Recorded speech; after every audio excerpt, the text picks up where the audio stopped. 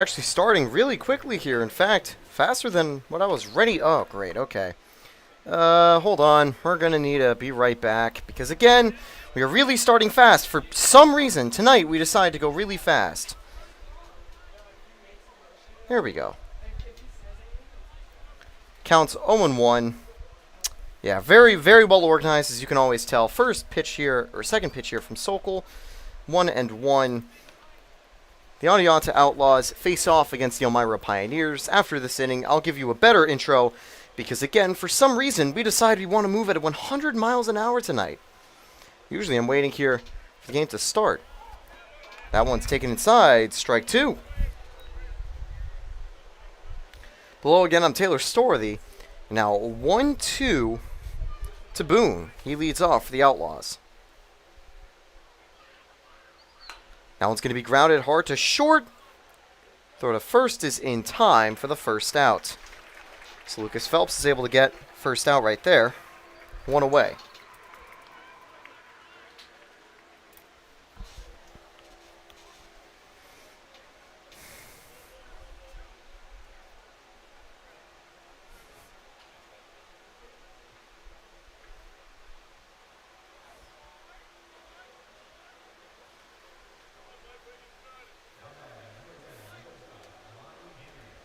So Hammer steps up here. Strike one. Here in the top of the first, the Elmira Pioneers are once again wearing the gray and blue that they are known for. Adianta wearing black shoulders as well as a white kit with orange lettering and numbering. 1-1 now. Sokol on the mound. Gil Murad forms the second part of the battery. Johnny Wall at third, Lucas Phelps at short, Kyle Shimoleski at second, and Joe Muzio at first. Bobby Marsh in left field, Alex Lucini in center, and right field Max Mandler. The DH and EH today for your Pioneers are Joel Osofsky and Frank Wayman. Meanwhile, Hamer and Keegan, the final two due up this inning. We could see Perry up fourth if they're able to get a runner aboard, which they will off that hit by pitch. Definitely not intentional, just very much went away from Sokol. So runner on, one out. There's double play opportunity here.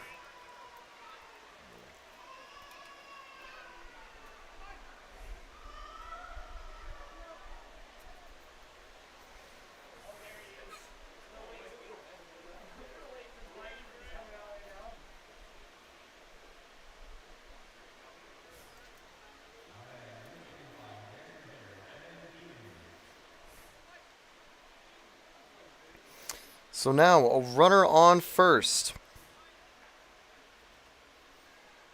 One away.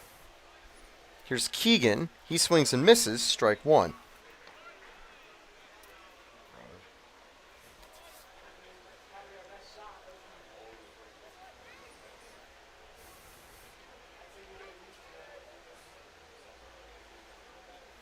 We actually got the first pitch off at 7:03. Runner goes.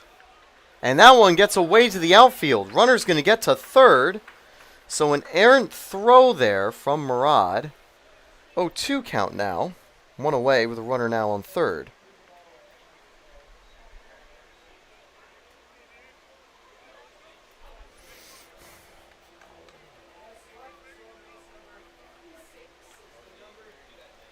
To Keegan.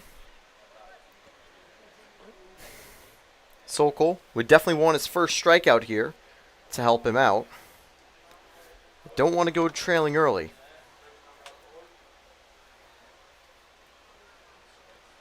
Oof, second guy he's plunked.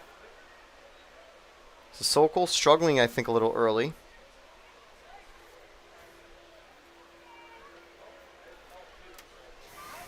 And obviously not intentional. There's no reason you'd ever intentionally pluck someone on an 0-2 count. That puts runners at the corners, one away. And you wonder, maybe quicken start, maybe threw off Sokol. There's a lot of things that a pitcher needs for a mindset to get ready for the game.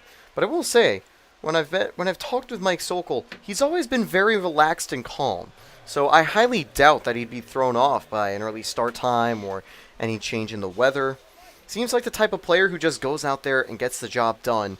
And now his job is just to get a double play or get out of this inning without surrendering a run if he can. One away. And going to say it's a foul, strike one.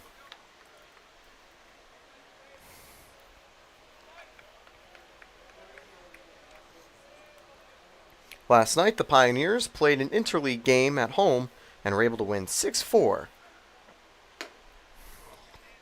1-1. See the framing attempt there from Murad, but it didn't work. Perry up now. We had mentioned that he was due up if a runner got aboard. And the runner did. Now 1-2 on that swing and miss. And Solk will get his first strikeout tonight.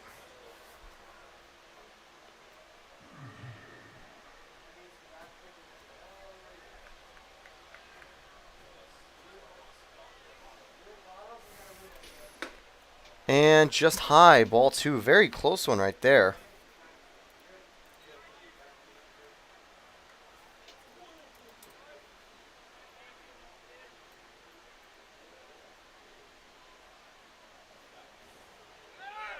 Swing and a miss. That'll be the first strikeout. Steal attempt at second won't go, and a run will score on the throw. That will give Anianta the early lead and put a runner on second. Good play there by Phelps to catch the ball and make sure it didn't get to the outfield. So Hammer scores on that fielder's choice from Gil Murad. 2 away now with a runner on second.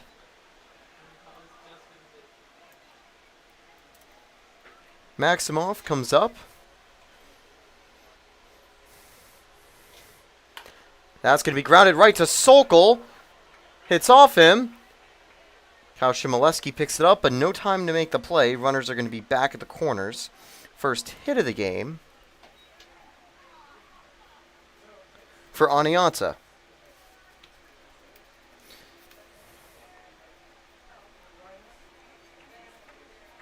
Belargin steps up with 2 away now. Runners at the corners.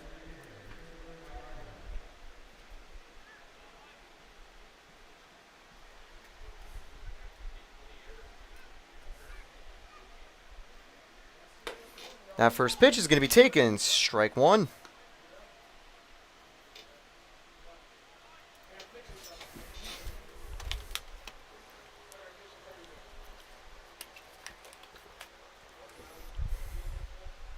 Oh, 1. Runner goes. This time, Gil Murad just holds it. It's a 1-1 count.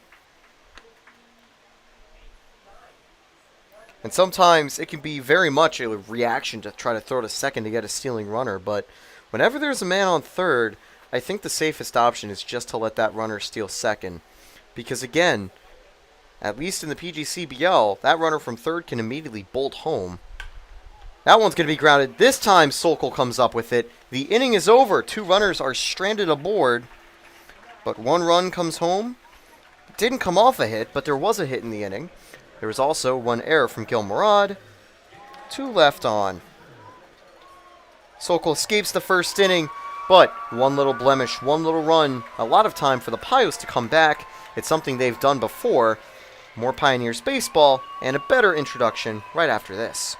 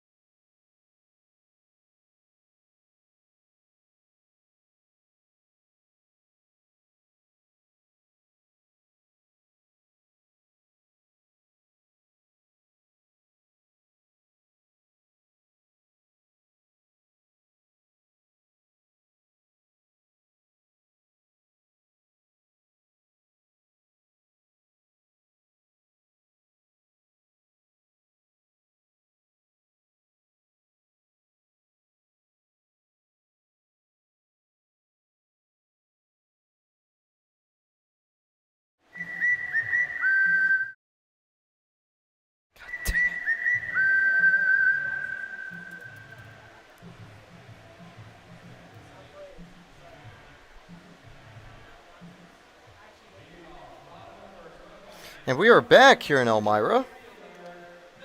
And the Oneonta Outlaws enter the game 9-10. The Pioneers 8-9. Max Mandler ready to lead off. First pitch is taken, ball one.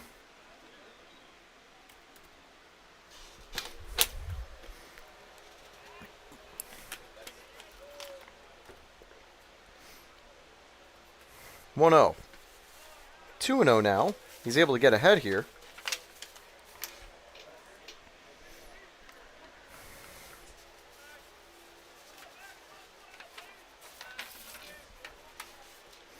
Mandler certainly had a pretty strong start to the season.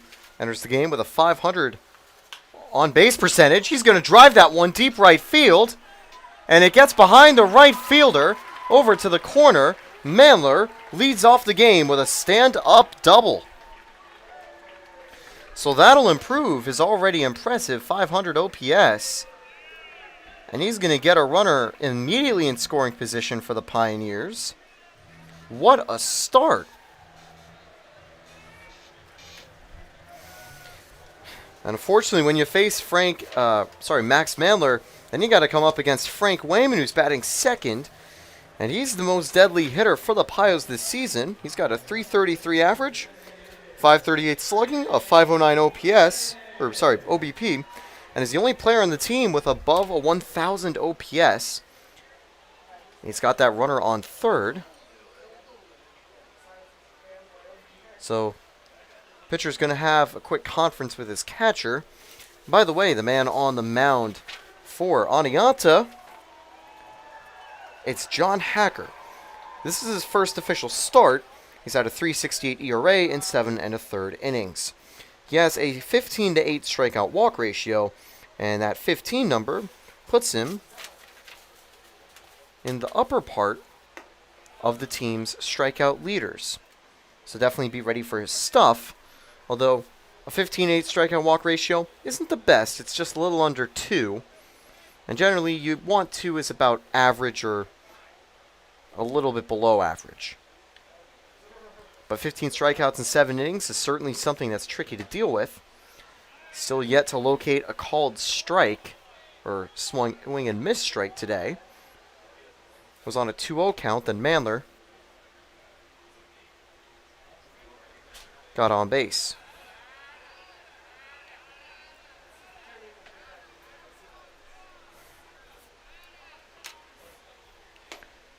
And Wayman literally steps out for that, 3-0.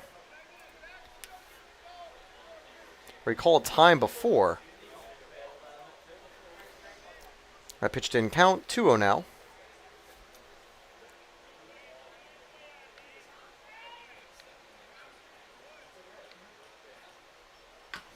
Mandler's going to ground that very slowly over to first, and Mandler beats the throw. Mandler on third, and Mandler gets aboard. Showcases off the speed he's got. He's not the most prolific when it comes to pace, but he's stolen a fair share of bags this season. Now 2 runners on, no one out. Here comes Bobby Marsh. And so what was an unlucky start for the PIOS to give up that early run has turned into good fortunes here, as they've got 2 runners aboard. Tying run on third, go-ahead run on first, and another elite hitter for the PIOS up here in Bobby Marsh.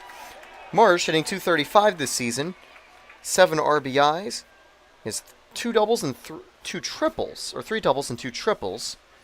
If he added an extra base hit to that category, it could give the PIOS a lead, 1-0.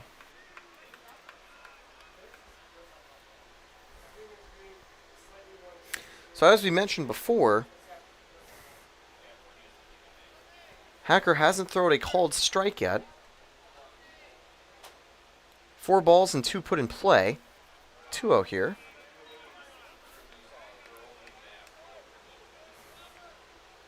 And it was on that last 2-0 count that Wayman had a shallow grounder that he beat out to first. Now can Marsh do the same and getting aboard? Maybe with a little larger hit. That one gets away, and this game will be tied. Wayman gets to second and stays there. First wild pitch of the game for Oneonta. That's just what the doctor ordered for the Pioneers. They finally get a run aboard.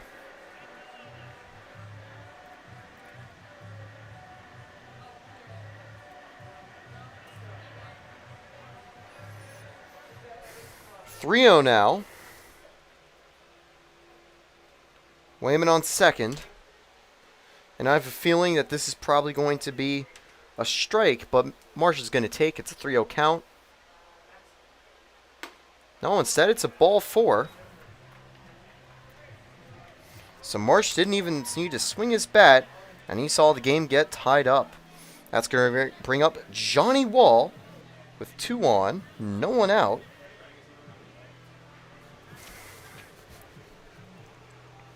Wall hitting .275 this season.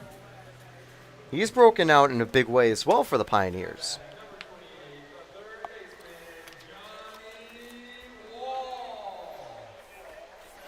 And Wall, a bit of an unassuming guy, which I think has given him a nice advantage because he's been very electric from the plate. And he's not just a great contributor on offense. He's an elite defender, too. Tristan Champa sung his praises after a recent start.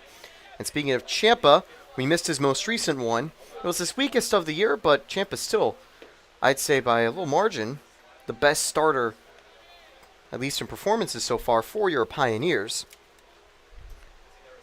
Actually, only trails Kendall Hunter by about 20 ERA points, a 3.6 compared to a 3.9. 2-0 here. That one gets away, so runners advance. Wayman, he's going to go for it. They weren't ready at the plate. And the PIOS take the lead on a wild pitch. Great heads-up base running from Frank Wayman. As a wild pitch now puts a runner on third. And brings Frank Wayman home. It's a 3-0 count now to Johnny Wall.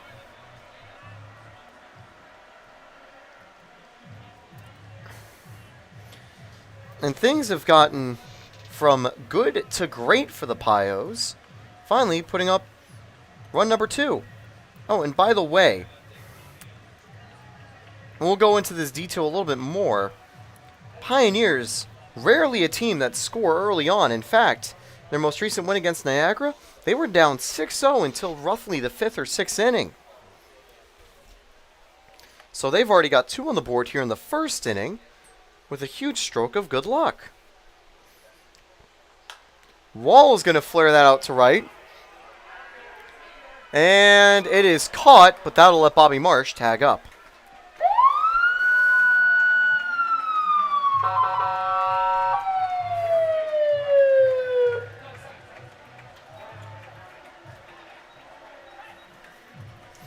So Wall gets a sacrifice fly that brings Marsh home. And now that'll empty the bases with 1 away for Joe Muzio.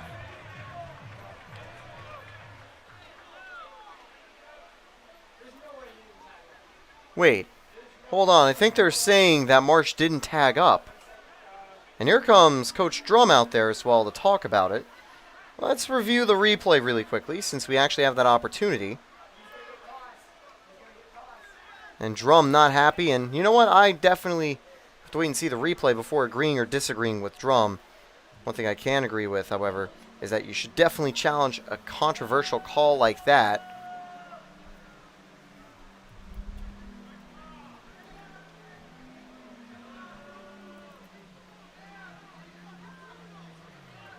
And he's still talking about it, and he's still relatively upset.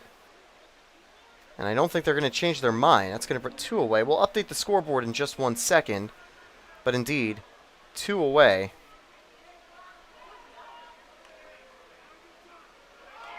And now he tosses Drum. After that conversation was over, that'll send a lot of boos throughout Dunfield. But I'd say very interesting indeed. Let's take a look back at this play and see whether he didn't tag up or not. Now, it also could have been maybe he missed home plate, but I highly doubt that Bobby Marsh a man who's seen home plate a few times, would.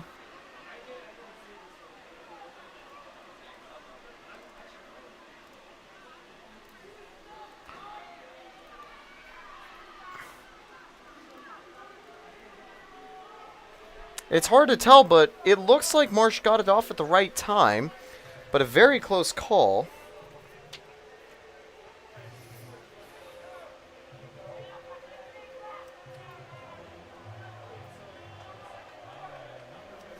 Anyway, Joe Muzio up with 2 away. It's a 2-1 lead for the Pioneers.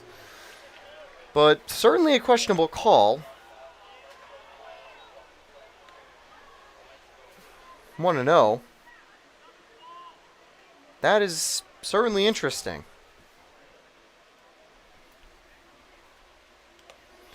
2-0 here.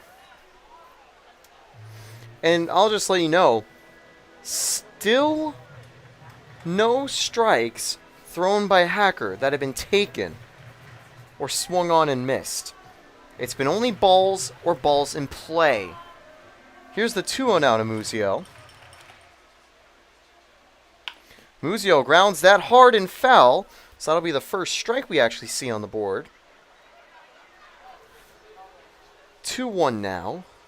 And even that one was actually still put in play, so. But I will say, definitely a huge call there. Willie questioned it. Saw Coach Drum just running out there. Pioneers still lead, and he's just going to step off. But, wow. Actually saw something like that back in a Division II playoff game. But there was no scoop little frame attempt on the catch. He just made a sliding play that apparently Marsh had left early for. Can't argue with City Hall. 3-1.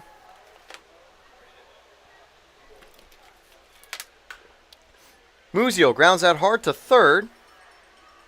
In fact, he's just out by a step. It was a close play, though. But I will certainly say, see a little bit of the ump show early on here. Definitely interesting. And we see, I think, Brian Joe talking over with the umpire about that call. We'll be back with the second inning right after this. But, yeah, a little bit of drama early on here in Elmira. They lead 2-0, or 2-1, after a strong first inning.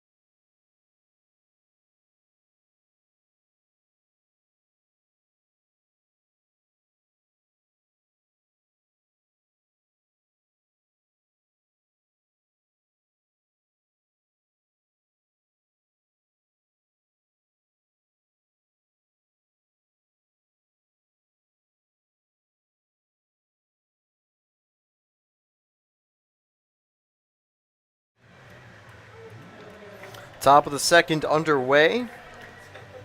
And I'd like to introduce you to the Save Mike Sokol hashtag. Now, throughout his 4 starts, he's currently 0 for 3, but as we look, he's only surrendered 14 runs, which honestly isn't too bad in 4 complete starts, where he's gone at least 4 innings every single time. His most recent start, it was only dirtied up by a 3-run home run. Apart from that, he's been pretty much solid, only with a case of bad luck. Entering tonight, the PIOS only had given him 2 runs of support all year during his outings. They've actually corrected that tonight. They've already scored 2. Numbers are now 15-4. 0-1 here to Tyler Martinez. Martinez leads off the top of the second. Thank you to C-Tran, by the way, this inning's sponsor. Learn more about Chemung Transit's accessible transit online. Meanwhile, he got that play on the line, right at him. One away. Good reaction from Sokol.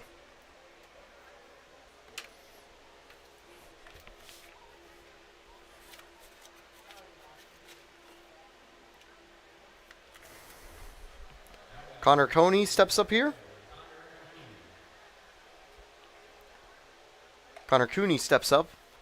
First pitch is outside, ball 1. One away here.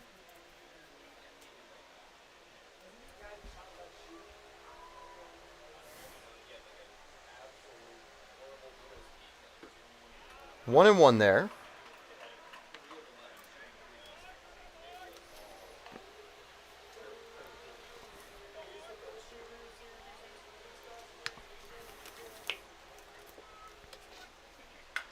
That one's going to be lined to the outfield, and it'll get down for a base hit. It bounces off of Bobby Marsh.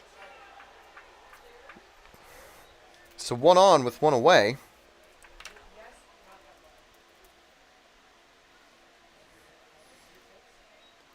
Marsh could have tried to make for like a diving running catch, but ultimately decides to play it safe, let it bounce in front of him, and keep it from getting behind him, which would have led to a double or a triple. Similar to the play we saw Max Mandler get to second on back in the first inning. He instead lets that runner take first and give Sokol a double play opportunity. That's going to be grounded right over to Shimoleski. He's going to turn it. Yes, he does. So right as I speak it into existence, Shimoleski to Muzio gets out of the inning. Sokol surrendering just that one hit, but no one left the board there. That was a very quick top half. Thanks again to C-Tran. Bottom half coming right back up. PIOS Baseball returns after this.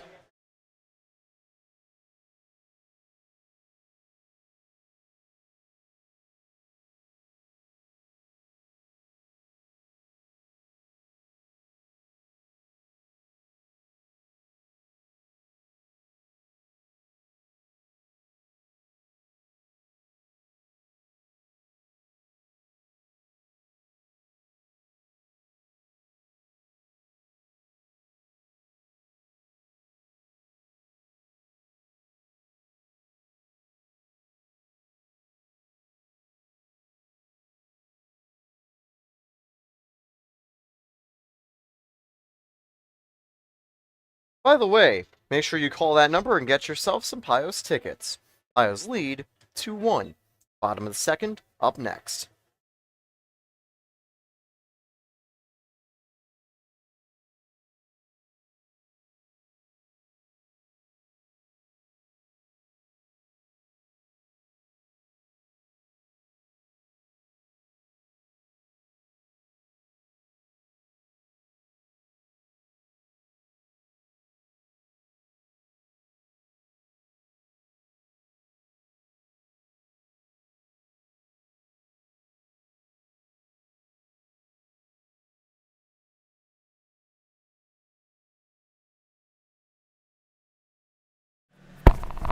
Pioneers took a big win in their last PGCBL game.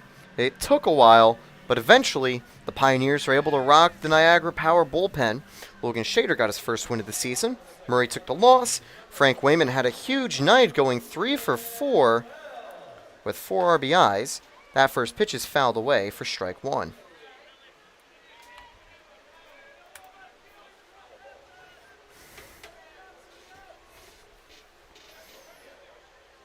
Phelps leading off this half of the inning for the Elmira Pioneers.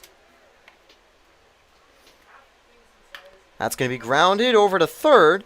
Good job to get there in time. Throw nearly getting the man off the base, but doesn't. 1 away. So I will say, that first pitch strike we'd seen in that previous at-bat, that was the first strike thrown, or second strike thrown all game. That's technically a strike. It's only pitched balls and a couple balls in play, like we saw on the ground out there. Now, here comes Alex Lucchini. One away. Lucchini fouled that one away, I believe, unless it just got passed away from the catcher. Lucchini hitting 200 in his first couple of games as a Pioneer. Starting to get settled back in here in Elmira. He's done a great job in center field. And, oof, that one fell a little outside. Still called for a strike, 0-2. I will say, up here in the booth, skewed a little bit to the right, as you can also see from the camera angle. I pretty much got the exact same view, except a little closer. 0-2 now to Lucchini. Lucchini goes down. It's the first strikeout of the game for Hacker. 2 away now. That's going to bring up Shimoleski, who we saw help turn that impressive double play. For the start of the season, we saw him in the outfield, but now we've seen him more in the infield. And he's done a good job there. He's settling in really well at second base. Now he's got 2 outs to try to get some offense going for the PIOS. That one fouled away, strike 1. Salen's is this next sponsor, the official hot dog for your Elmira Pioneers. You can get yourself some Salen's hot dogs over at the Dunfield concession stand whenever you're here.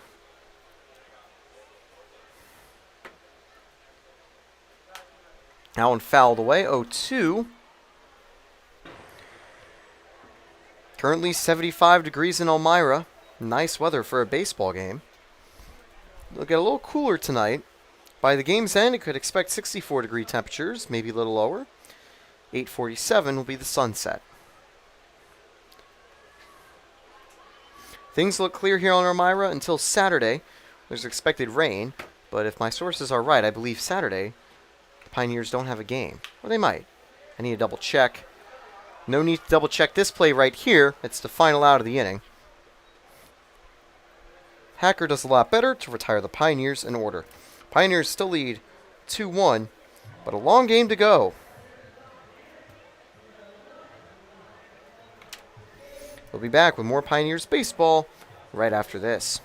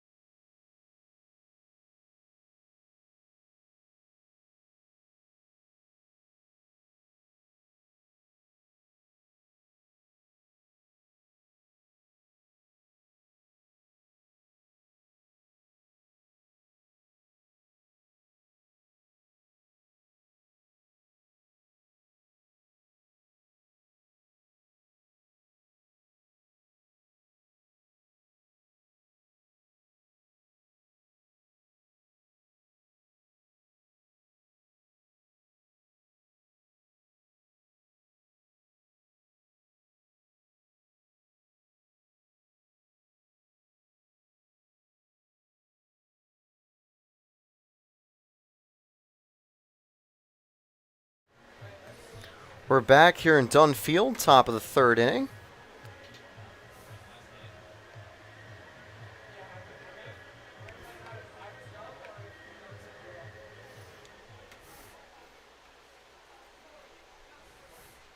Sokol ready to go. His first batter this inning is going to be Grebe, the bottom of the order for Oneonta.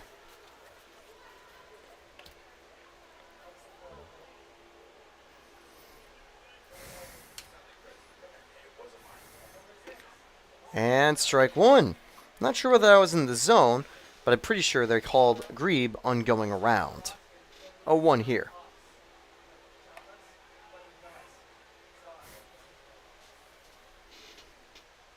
That is outside, ball 1. Apart from 2 hit batters in the first inning, Sokol, or those 2 hit batters ultimately bringing in a run eventually, Sokol's been very solid today. He's got a chance to get out of the inning here. 1-2 count.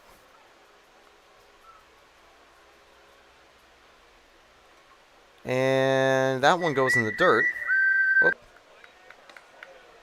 2-2.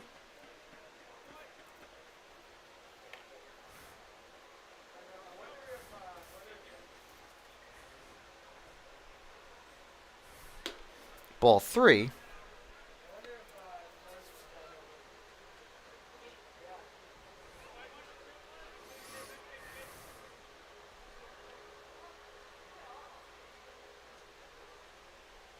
That one's going to be lined for a base hit. Gets by Shimoleski. Mandler picks it up. First time a leadoff batter gets a board for Oneonta. First 2 innings had seen leadoff batters get retired, both on groundouts. Boone up here. He grounded out in his first at-bat. Johnny Wall playing in, ready for a sacrifice attempt. That's a pitch out, and unfortunately, the throw from Murad to Muzio, I don't think was on time. Muzio had to lunge over to get it.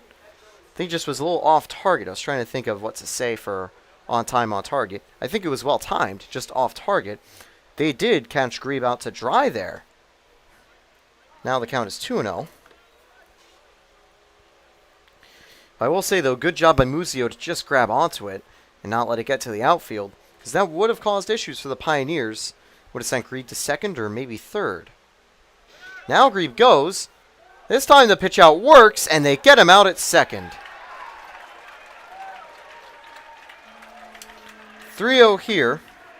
Now the bases are empty. That's definitely what they wanted throughout the start of the at-bat. And they finally got it. Took a couple tries, but it did work. Boone now gets aboard on the walk. That was the first time Grieb got caught stealing this season. He's now 2 for 1 in those attempts. But now Boone, the most prolific base stealer for Oneonta, is aboard here with 1 away.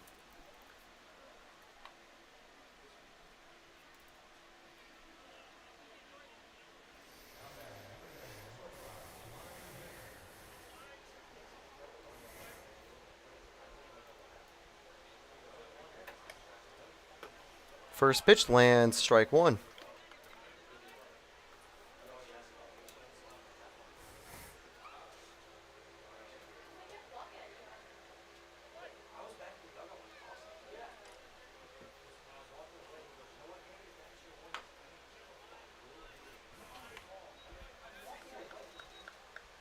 Oh, 2.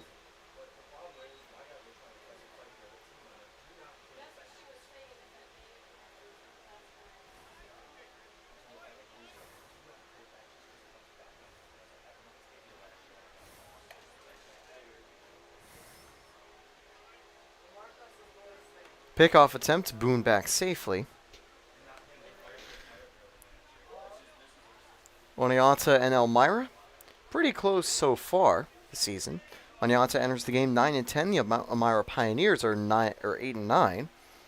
Pioneers in the midst of a 2-game winning streak. There goes Boone, and he'll get the base as that bounces away from Murad, 1-2.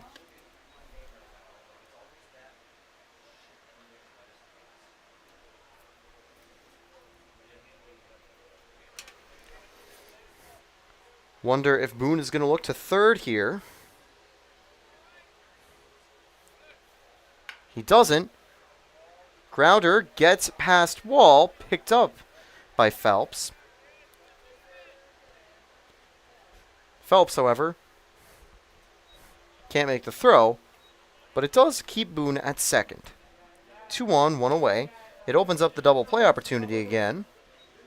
Although the double steal opportunity now also opens.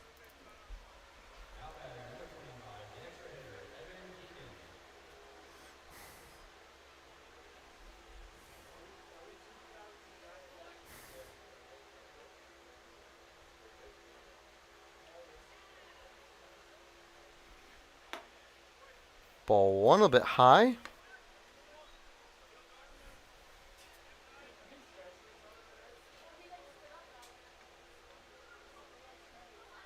Two aboard, 1 away. Boone with the big lead. Count now 2-0. See Shimoleski staying at second, but eventually returning to normal depth. That's where you see Boone start to then take a few extra steps off the bag. Shimoleski trying to stay as close as possible. 3-0 now.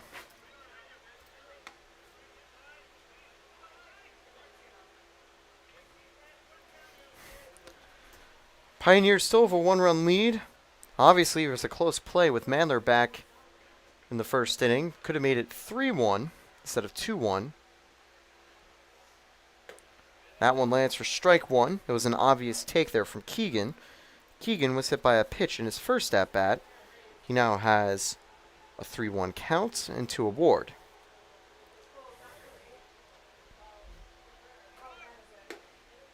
And good framing there from Murad, 3-2.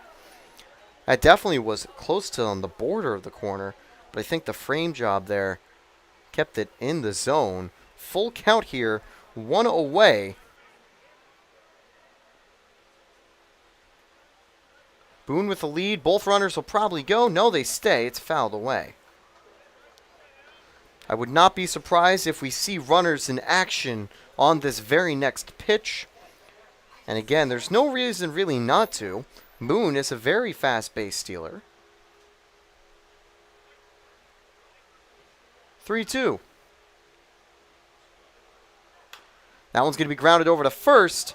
Muzio picks it up and eventually gets the out at first by tagging the bag. It would have been too hard, I think, to turn 2 no matter what there.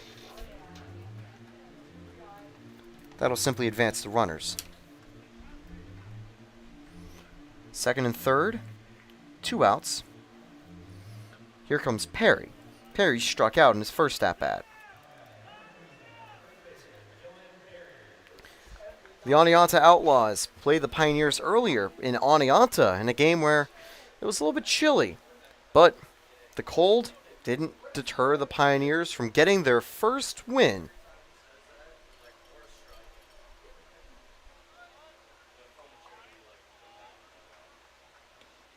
Ball 1 just a bit inside. Perry holding up.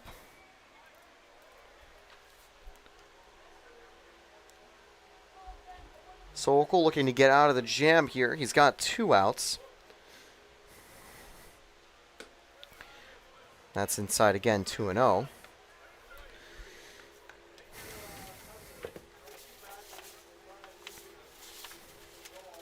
This season, Perry hitting 139.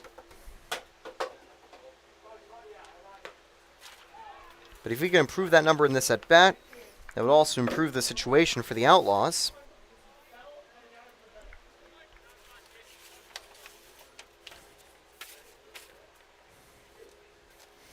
Perry's is definitely a slow start to the season when it comes to hitting.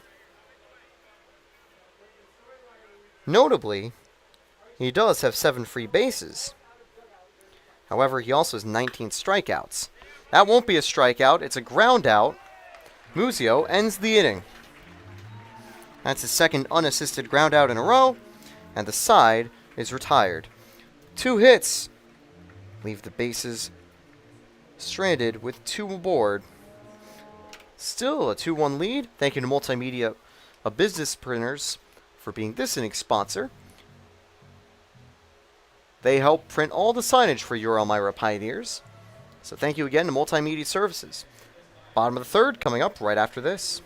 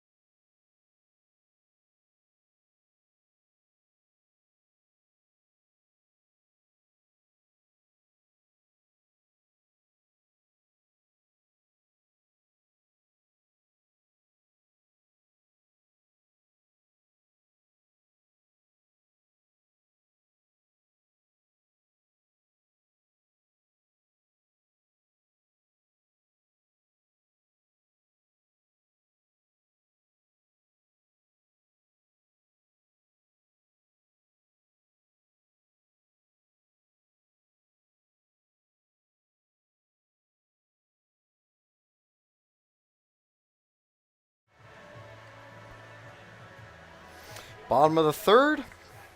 We're back here in Elmira at here at Dunfield. Thank you to Papa John's for being this inning's sponsor. If you're ever at the game, go down to the concession stand and get yourself a nice slice of Papa John's pizza. It's one of the best of the biggest brands out there. So thank you again to Papa John's. Here comes Gil Murad leading off here in the bottom of the third. Takes that one outside for ball one. Pioneers had a very electric first inning, putting 2 runs up. Hacker on the mound, he's done better, so after that, strikeout and 2 groundouts. Let's get immediately out of the second inning. Murad now ahead 2-0.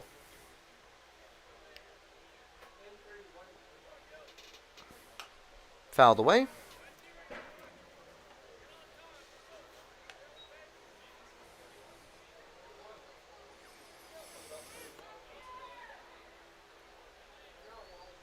Two one. That one's outside, 3-1. Skill Murad showing some good discipline early on.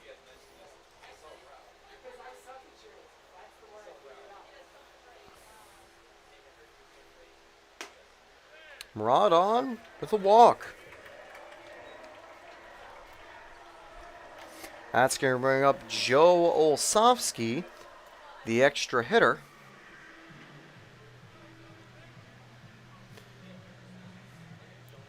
We know Olsovsky.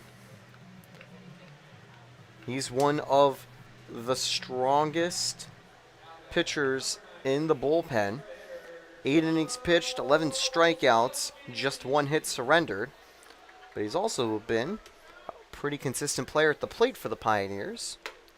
Takes that one outside, ball one.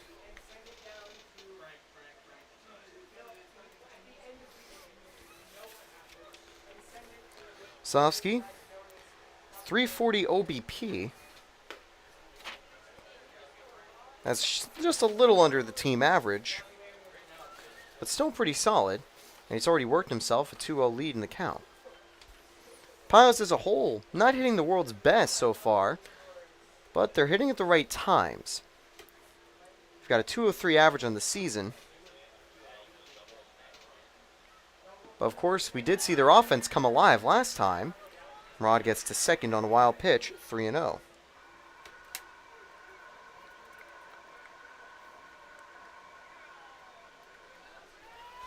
It was out in Niagara. It was the game we had missed on stream, unfortunately. And I say unfortunately because it was a really good game. Pioneers turned a 6-0 losing start to a 18-9 victory. So a big win overall. Largest of the season. And the most runs they've scored too. Now it's a 3-0 here to Olsovsky. And second walk in a row. For Hacker, it's 3 walks in the game now. And the pitching coach is going to come out. No one has been warming up in the bullpen, so they're not going to pull him, but they are going to just talk with him.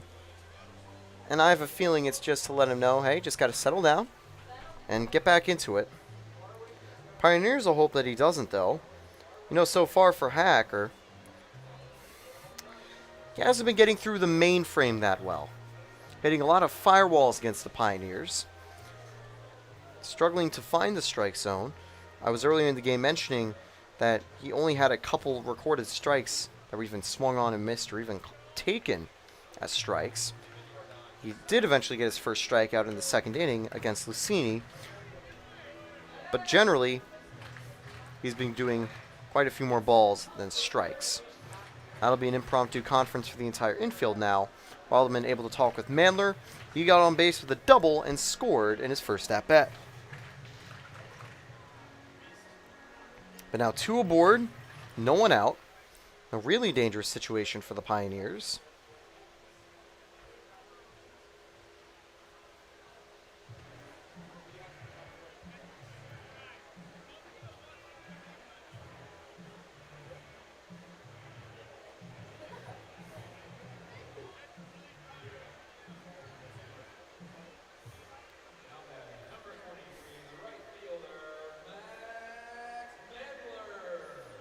Here comes Max Mandler.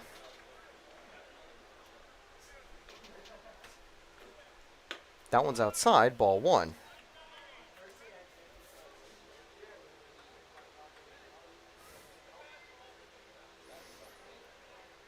We know Max Mandler not only is really solid from the plate as the season's progressed, but an elite eye to get on base, and he has now extended the PIOS lead with an RBI single. So Mandler improves to 2 for 2 and brings Murad home from second.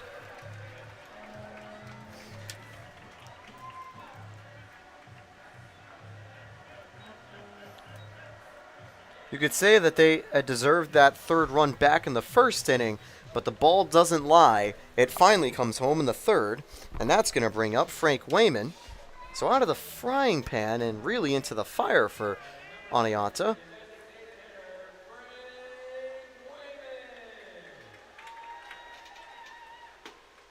You can see the infield playing in for a sacrifice. That's, I think, only because Wayman had a slap hit last time that saw him beat out a throw to first, with not perfect infield positioning from the Outlaws, if I'm honest. Frank Wayman's one of the best hitters on the team. He's hitting .333, and I guarantee you, that might have been his first slap hit of the season. That one's slapped deep right field. It will be out number 1. Olsovsky tagging up. He's going to reach third safely. Runners at the corners, 1 away. That was a deep fly ball, but they played deep enough, and Olsovsky barely had time to tag up. He was able to, though. 1 away for Bobby Marsh. Marsh got on base with a walk and nearly scored back in the first inning.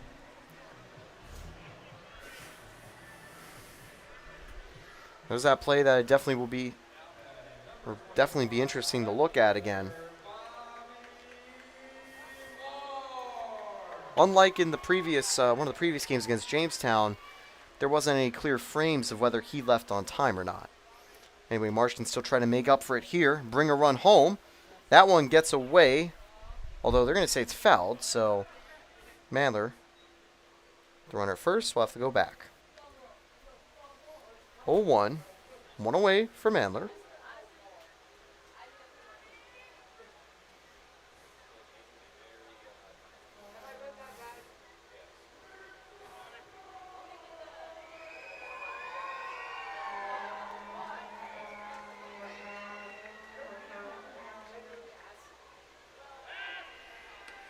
Pickoff attempt.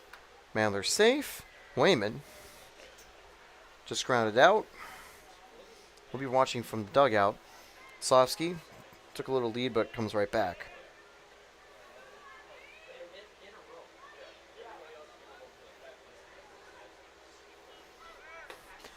There's the throw to second, and that is going to bring a runner home. So in the end, they ultimately sacrifice Mandler's runner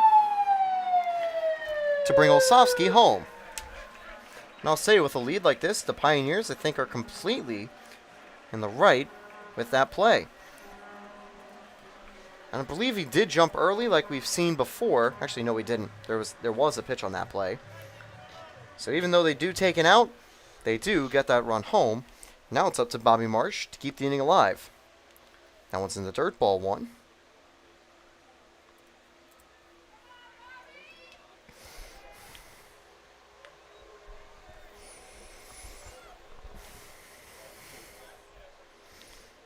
We saw that in the first inning. A throw to second let a run score from Gil Murad. It was the only run the Outlaws have all game. Marsh is going to send out to left field. That should get down. It's a fair ball, and Marsh will be able to get a double on that play. He'll just stay there safely standing. Johnny Wall steps up now, 2 away, and Marsh on second.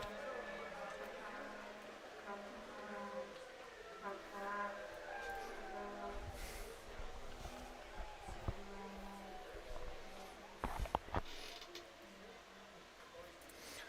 4-1 lead from the PIOS after that previous caught stealing. So Marsh can't get an RBI on the play with that, but I don't think he'll mind as he helps increase his average and keep the inning alive as Johnny Wall steps up. That was a foul ball on an incredible sliding catch that later was turned into a double play to put 2 on the board in the first inning. Now there's already 2 on the board. Can Wall bring Marsh home for real this time?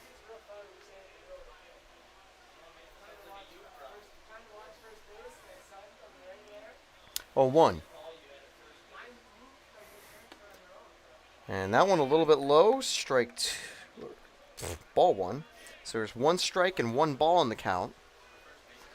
I'll say that definitely looked like it was in the zone, but probably just a little low. 1-1.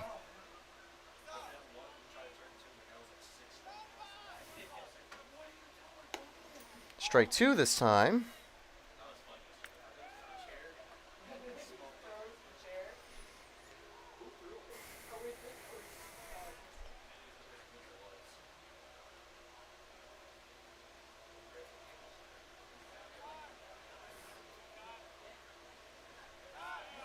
Steps off and looks back. Bobby Marsh has 4 stolen bases this year. He hasn't been caught. Pioneers in total, they're 47 out of 51 attempts. Oneonta, they're 75 entering the game out of a little bit over 90. That one fouled back. And yeah, the full number, 71 out of 86. They were able to increase that a little bit today. But also, they did get 1 extra caught stealing off a good throw from Gil Murad. 1-2.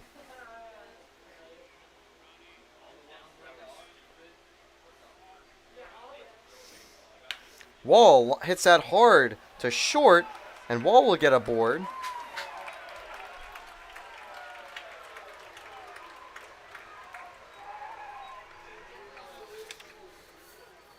So Hamer just holding on to it there. Ultimately electing not to make the play. Risk of a bad throw. Runners now at the corners for Joe Muzio. So Muzio, I mean, it's a 3-run lead for the Pioneers. Let's just say we need him bad. Can he deliver and extend that PIOS lead even further? Entering the game, Sokol had only 2 runs of support all year in his starts, and tonight he's already got 4. So that's a great news for Sokol, who's still looking for his first win. Could be 1 step closer, 1-0. And I will say, with a 4.74 ERA, being 0-3 with a no decision, as Coach Drummond mentioned before, definitely unfair, especially as the Pios have generally done well. Muzio's going to drive that. It probably will be a flyout to end the inning, though, at the warning track. It is. Had some serious air, but the air, unfortunately, just was a little too much. That'll end the inning. 2 runners get stranded, but 2 runners score.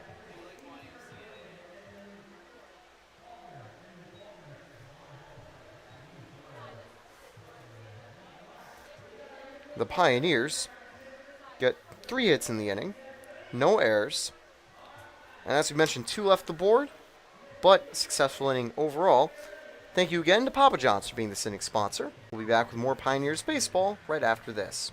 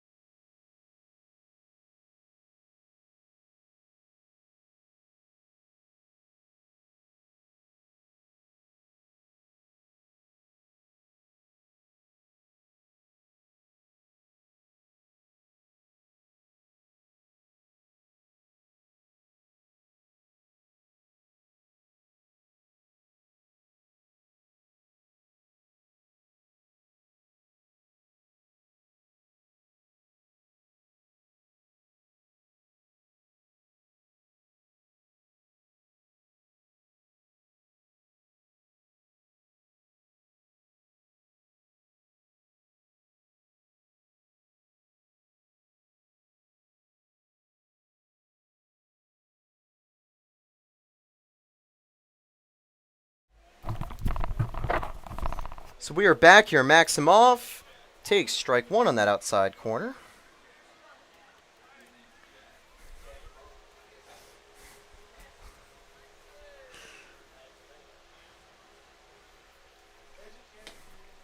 Oh, 2. Sokol and Murad.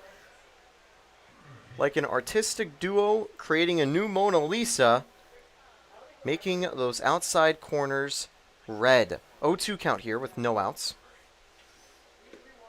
But this time it is a little low. Even the best artists sometimes make mistakes. But they can turn this from one mistake into a happy little mistake, as old Bob Ross used to say. 1-2. That one's going to be driven out to right field, tracking back Mandler, and that happy little mistake is a fly out to right. I'm off out to start the inning. That's going to bring up Belardian, who grounded out back in the first inning. One away.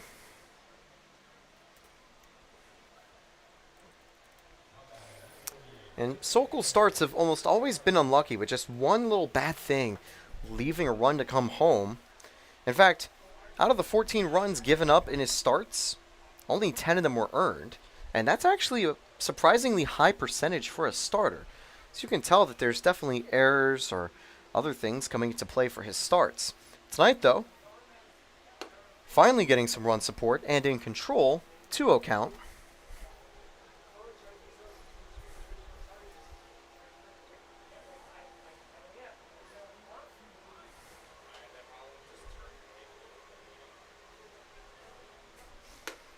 At 2-1.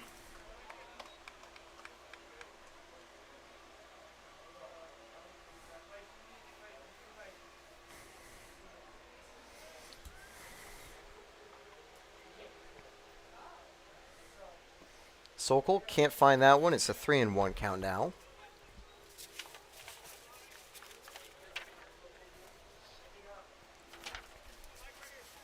Christo Belardian. Definitely I will need to brush up on that translation, or not translation, pronunciation. A little bit later. But I can tell you what that ball translates to. A 3-2 count. Zeev Gar has gone to pick that one up, as we can see from the right corner. Gar mentioned among possible relievers tonight. He's had some solid relieving outings this season. And I believe he had a relief outing the last time he was with Sokol too, in Geneva.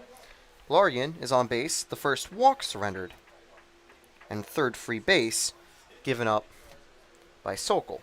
Tyler Martinez ready to go now with a runner on first. Pioneers had the double play back in the second inning. Kyle Shimoleski turned 2.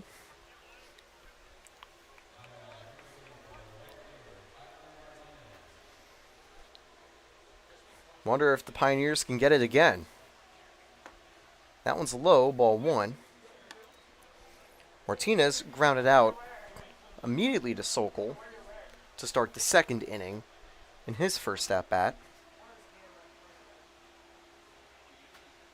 That one's going to be grounded and stays foul. Count now 1-1. It was potentially fair to be fielded, but again, Tyler Martinez was just stationary at first. He knew eventually it was going to go, and Wall let it roll too. That one is a swing and miss, strike 2. Although I'm pretty sure it tipped off his bat first, unless it bounced up and hit him. That would have been incredibly weird to do so, but hey, stranger things have happened to baseball before. That bottom of the third inning was a little bit slower, but we've actually made some pretty good time this game. Top of the fourth, only 8-10 here. That one's going to be grounded up the middle, and this time it's going to be Phelps turning 2. A G6-3 to end the inning. Both double plays have only been within 2 players, which is a hard type of play to get, but they've done it twice. No runs, no hits, no one left the board. That's the top of the fourth done. Thank you to Demet's Candy Company for being this inning's sponsor. Pioneers baseball returns after the break. Pioneers lead 4-1.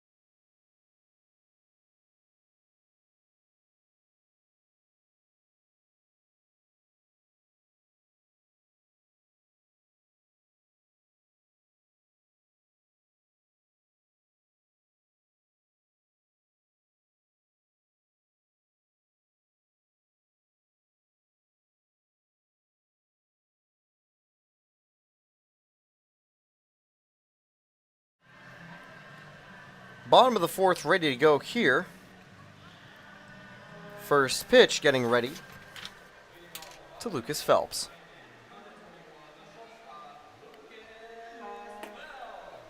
Swing and a miss, strike one. We saw Phelps turn a double play alongside Joe Muzio at first to end the fourth inning. He now takes that one outside, strike two. I will say, it's been a yin and yang performance for Hacker, either an inning where he gives up 2 runs or gets out of it quickly. Will that trend continue? He's already ahead 0-2 to Lucas Phelps. It's now going to be 1-2. That pitch is outside. The Oneonta Outlaws, they're 9-10 this season, with a 3-6-1 last 10 record. So, they actually have a tie. Meanwhile, that's a swing and miss. And that's the second strikeout of the game for Hacker. No, it isn't actually. I was wrong. He tipped it. He barely got a piece of it. So, the Oneonta Outlaws, not the best run of form recently. You could say that about the Pioneers, but they've been able to turn it more around. They had a 2-game losing streak to Geneva and Utica, but were able to turn it around against Jamestown and Niagara. And if you do count interleague games, it's 3 in a row. That one's a line drive to center field. And making the running catch out there is Grebe, 1 away. That'll bring up Alex Lucini.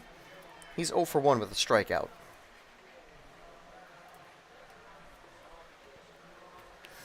So definitely a little bit interesting to see Lucini retired so easily.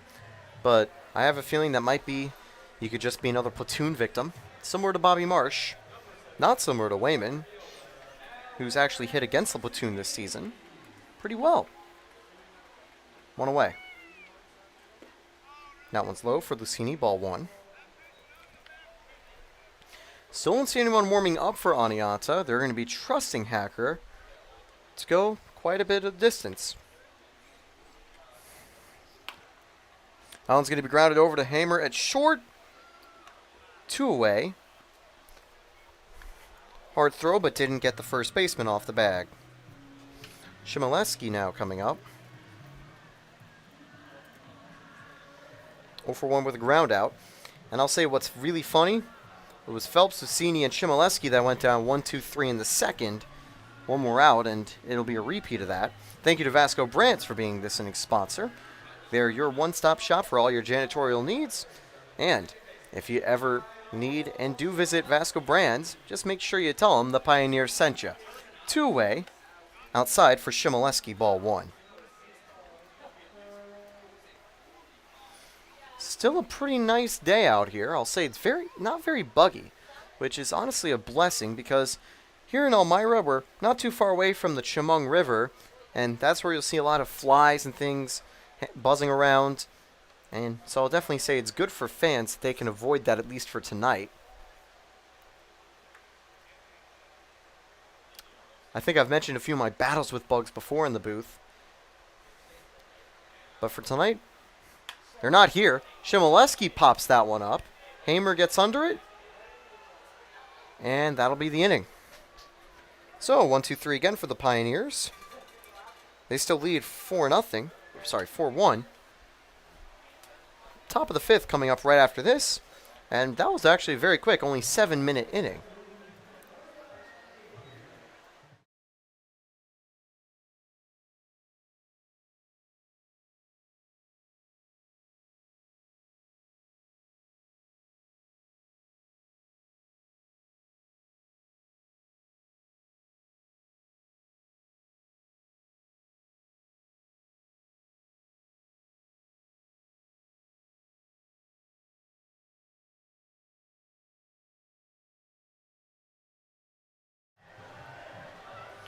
We've cut back a little early as we see a race between one of our local fans and our great mascot, the best one in the PGCBL, Stitches.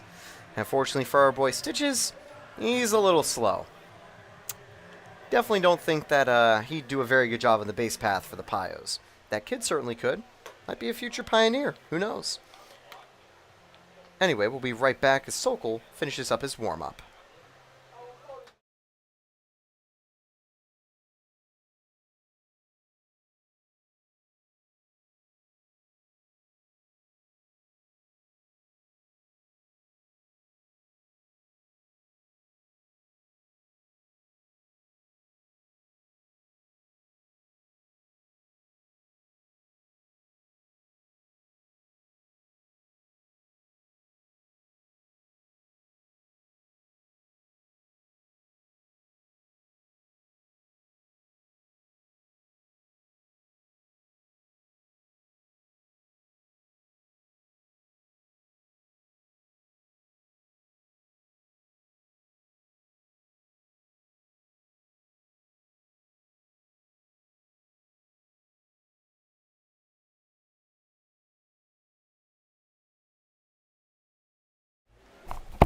Do apologize. We're right back here. Strike one, swing and a miss to open up the top of the fifth.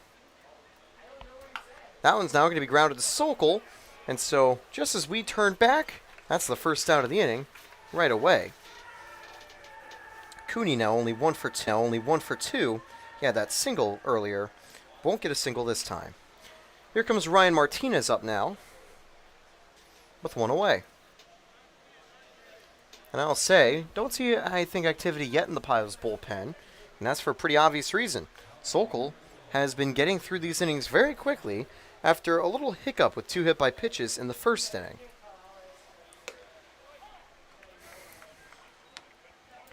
What's great is that I think Sokol, with those runs of support, has been able just to settle down and focus on filling the zone and getting strikes, something that we know he's been capable of doing all year. I will say, even though Sokol's a freshman, believe it or not, he's one of the most calm, composed, and mature aces and players on the team. And he's got a 1-1 here with one away.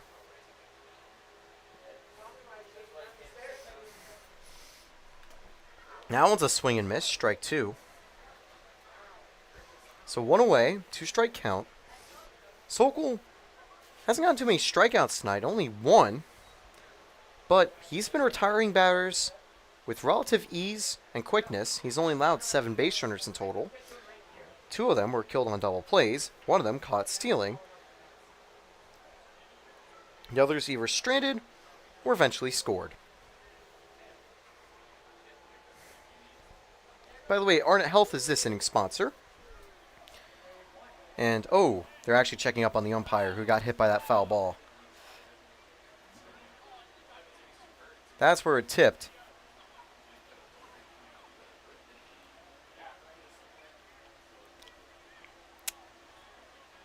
And that's the danger of the PGCBL and danger for all baseball. And that's why I definitely want to thank all umpires. You know, sometimes they don't make perfect calls, but listen, they play the most important job, I'd say, of anyone here. They're behind the plate and in the field, being an impartial eye to make the toughest of decisions. And sometimes those foul balls can sting, and hopefully he'll be able to be okay. Our club manager, Ben Frost, is getting him a cup of water.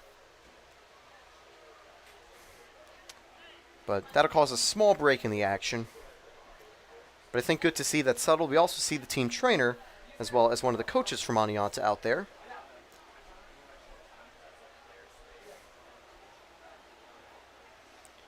Sokol, Billy Waldeman also there to check on the umpire.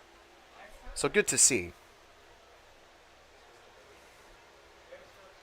And I think he'll be set to continue. But yeah, the catchers and umpires can definitely be in danger of those foul tips.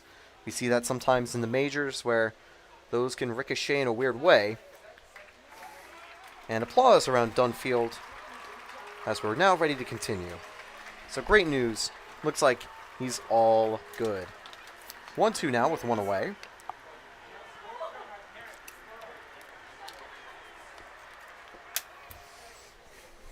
So again, thank you to Arnett Health, the official healthcare provider for your Elmira Pioneers.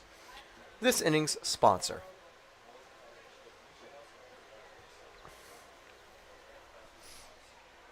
That one's in the dirt, ball 2.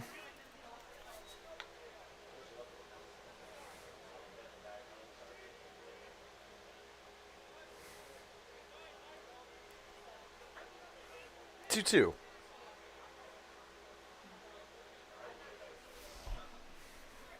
That one's outside, ball 3. A good take from Ryan Martinez. One away. Full count now. Martinez last grounded out into a double play in the second inning. That time, ball 4.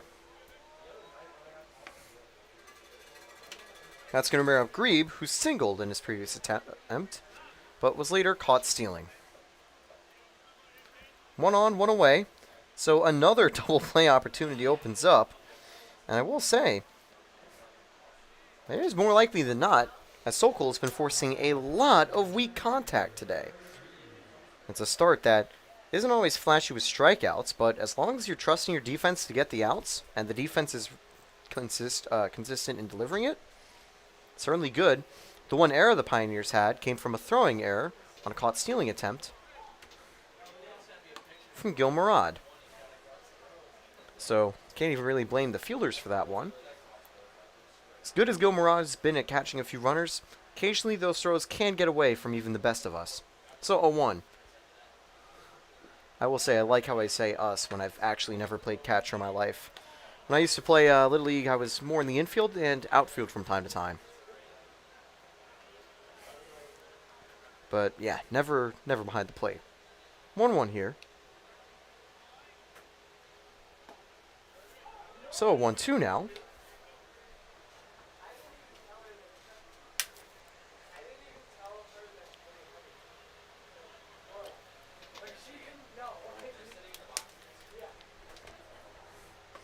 And swing and a miss, strike 3. That'll be the second out of the inning.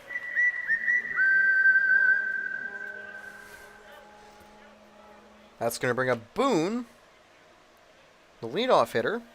Got on base with a walk, but also grounded out. 2 away for him, 1 on. No double play opportunity, but a force out at second will also make the job easier for the Pioneers.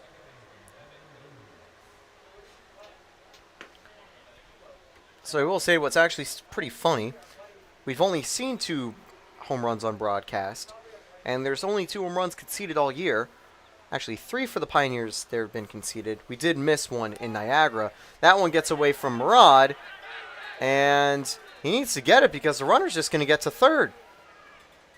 So Gil Murad's hesitation on the 2-0 now puts a runner on third. 2 away. That'll be great as a wild pitch or passed ball.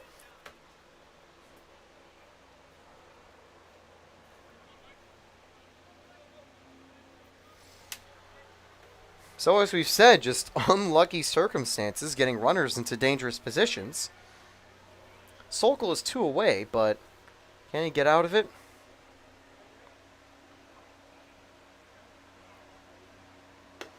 (3-0).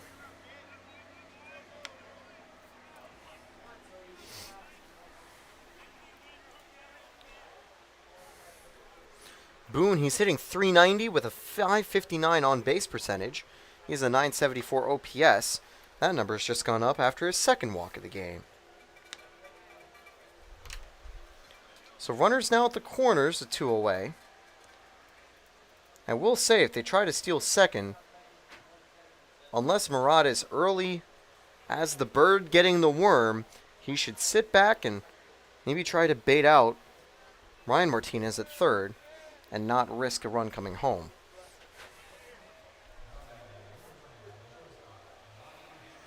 Jelani Hammer steps up. 1 for 1. He was hit by a pitch and got a single.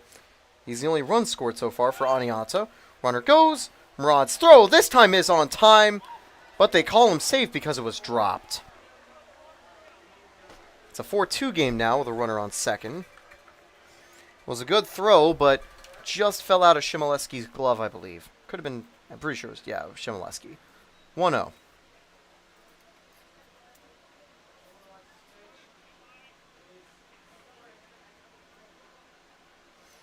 It looked like he got him, but he saw the ball just rolling away in the dirt. Not a great sign in a stolen base attempt. Murad back on it, even though that strike went in the dirt. 1-1 count. 0-2 actually. Now 2 away.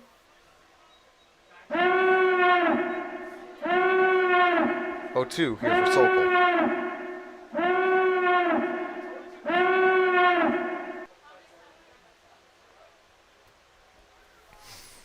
It's just 1 run surrendered as he gets a strikeout to end the inning.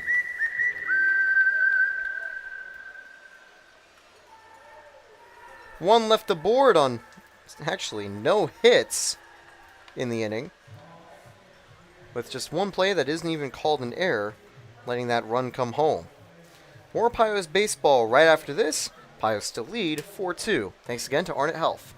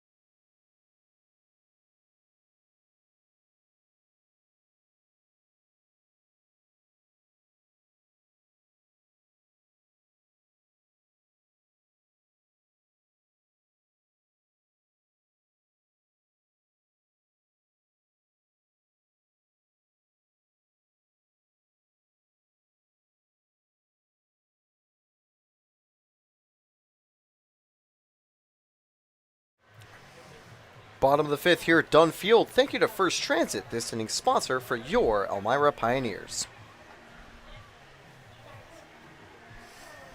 Pioneers back at the plate, looking to get some offense going again. Gil Murad got on base with a walk in his first attempt, and he scored. Murad, Olsovsky, and Mailer, who has a combined trio, were 2 for 2 with 2 walks. Looking to get things going here. 0-1 on that time. Bullpen empty for Aniata. They're trusting Hacker to get through the 5th. Can the PIOS keep getting some runs aboard? Fouled back, 0-2 to Gil Murad. For the season, Gil Murad hitting 167, but he's definitely been stronger as a defensive catcher than offensive, and that's been true for most of the players at that position.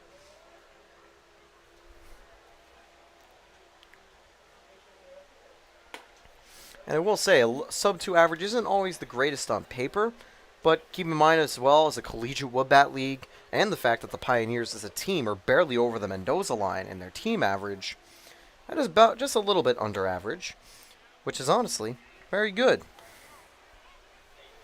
So what can Murad do here in this 2-2 count?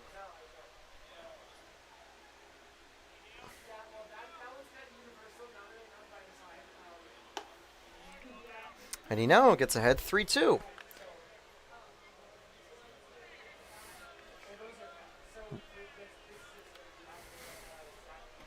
Full count for Gilmarad.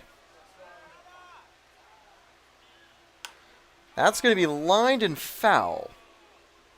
That, in fact, bounces over to the bullpen, where we do see a little activity. I believe it could be Mason Smith warming up.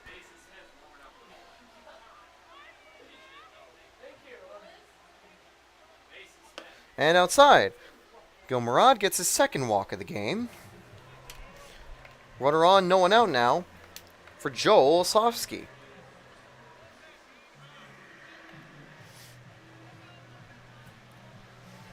I wouldn't be surprised if we see Osofsky come to the bullpen later in the game, if it stays relatively close. He's very much been an elite reliever for the Pioneers. Him and Reiser, I think, early on, showing to be two of the most prolific bullpen arms. 1-0 outside. Reiser and Osofsky, a 0 ERA and a 2.25 ERA. Combined, they have 16 innings with just 2 earned runs and 17 strikeouts. 1-0 here. And strike one. So a 1-1 here for Osofsky.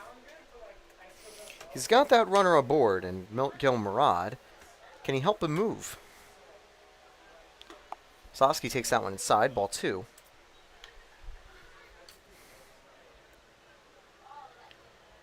Osofsky with 12 free bases, 13 if you count today's walk.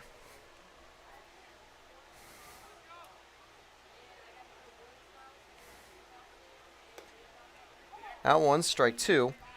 Osofsky had been for a while the team's leadoff man, but for now he's shifted more to a later in the lineup role, but has still frequently been at the plate and also from time to time lightning stuff from the mound. That one's in the dirt, and the count's 3-2 now.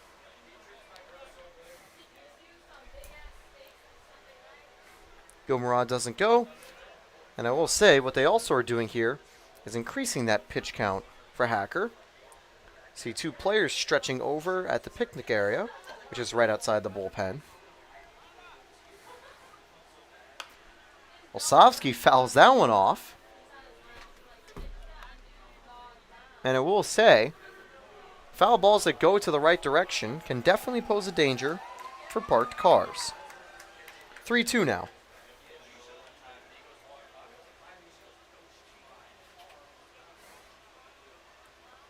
Osofsky's going to get that through the gap at third and short, and that'll be a base hit.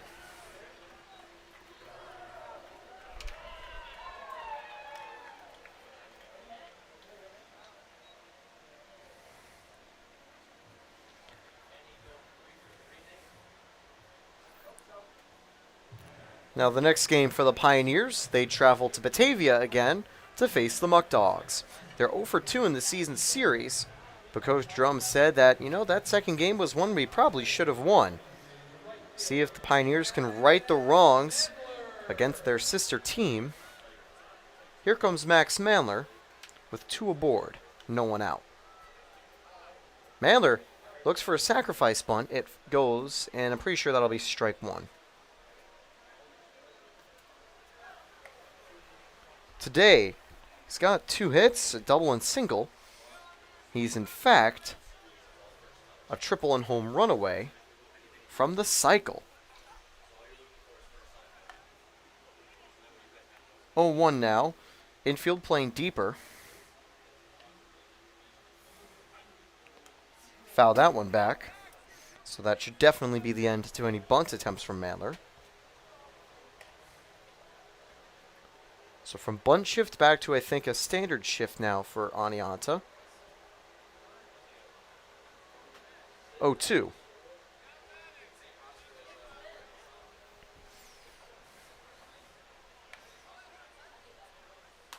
Mandler fouls that one back, and it's a souvenir for the roof.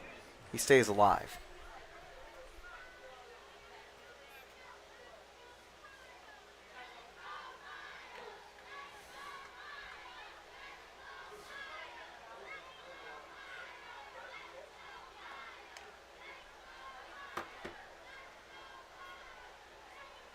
0-2.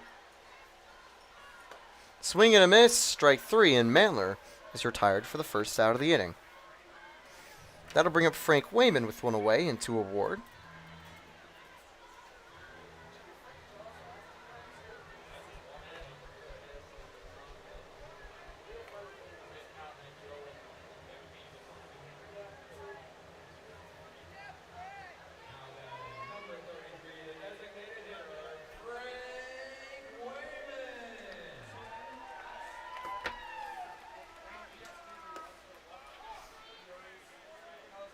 Oh, 1.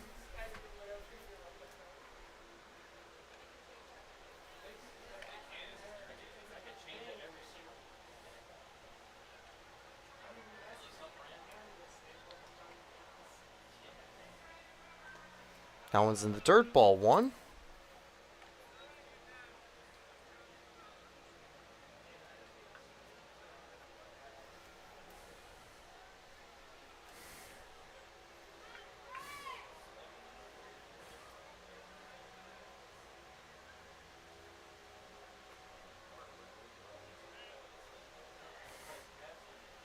One and one.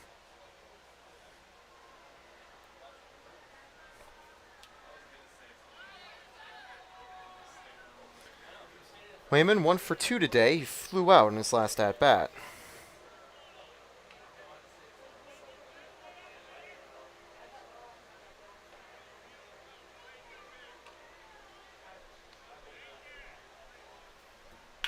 That one's going to be lined up the middle. It's a base hit. Murad rounding third and heading to home. That's not going to be fielded cleanly, so 2 runs have a chance to score. No. Olsowski holds up at third. It's an RBI double, and Wayman having another great day. He's quietly emerged as not just the best hitter for the Pioneers, but arguably one of the better ones in the entirety of the PGCBL. And he's kept that run up tonight. And now we're going to see a call to the mound. Some mound visit here. And we're going to see if he reaches for the ball or not. Doesn't look like it. I think this is the one warning he's going to get, telling Hacker he's on a short leash just to try to get out of the jam. He's got Bobby Marsh coming up. Although I do have a feeling when Wall comes up, they will pull him. They probably just want to get the lefty-righty matchup on Marsh. But the PIOS take a 5-2 lead.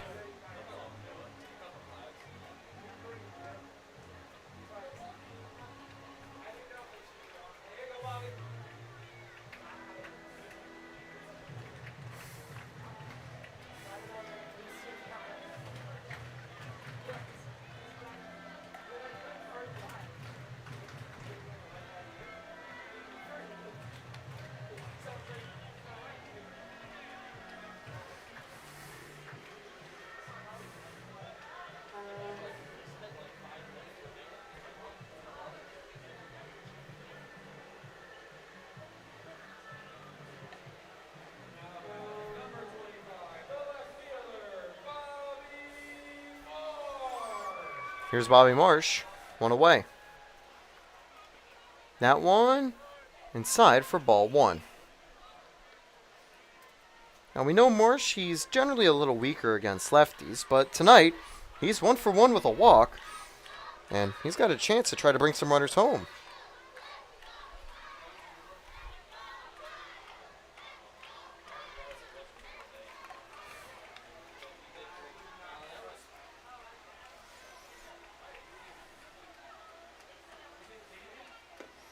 That one's low, ball 2.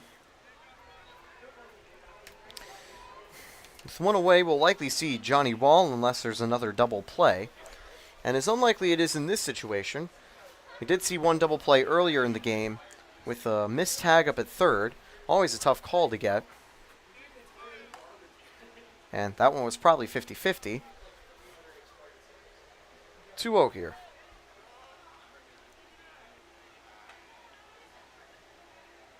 That one's well outside, 3-0. And I have a feeling this will definitely be the last batter for Hacker. Audiance's manager's up. He's putting his drink away. This next pitch is ball 4. I have a feeling he's going to come out to the mound.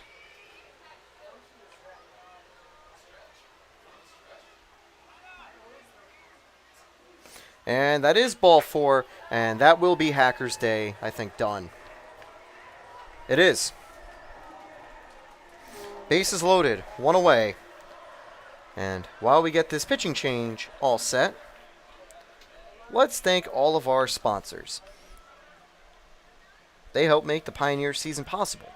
So, thank you to AJ's Outdoor Power Equipment, Arc of Chemung Skylar, Arnett Health, Big Fox, Blaze Brockway Contracting, Bill Electric, Buckley's Automotive, Billy Hill Vineyards, Catholic Charities, Chemung Canal Trust, who's the sponsor for tonight's game, by the way, Clemens Center, Coca-Cola, Danny Mini Marts, Elm Chevy, Elmira Heat Treating, the Elmira Junior Enforcers, Firefly Adventure Retreat, First Transit, Glovehouse, Hardinge, Heroes Comic Shop, Hilliard, Ghibli Foods, Just in Time, M&T Bank, NYSCO, PBA, Office Equipment, OPWDD, Papa John's, Pinecroft Golf Course, Salen's, Save a Lot, Seneca Beverage, Service Master, Surf Pro, Shedden's Wholesale, Simmons Rockwell, Slam and Jam and Barbecue, Solutions FCU, Southern Tier Custom Fab, Suburban Propane, SUNY Corden, Susan Minchin, DDS, The Cakery, Tioga Downs, Today's Special, Tom South Corning, Tower Broadcasting, The Town of Southport, Turtle Leaf, the U.S. Navy, Value Homes, Vasco, Vasco Brands, Wegmans, Waste Markets, and Wilbur Auto. Thank you to all those sponsors for helping make this Pioneer season possible. Bases loaded, bottom of the 5th. And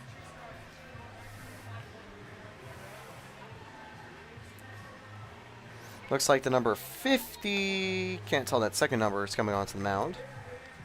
But we do have our first pitching change here. Could see our second if they go to the bullpen to relieve Mike Sokol in this half inning. Current line score. Oneonta has 2 runs on 4 hits and no errors. The Pioneers have 5 runs on 7 hits and 1 error. Waldo up. Muzio potentially up if there's no double play. After them it would be Phelps, Lucini, Chmielewski, Murad, Wasowski before going back to Mandler at the top of the order.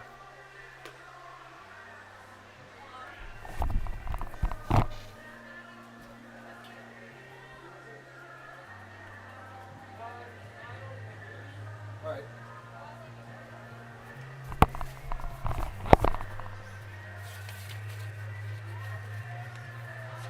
It's Kyle Mahady entering the game.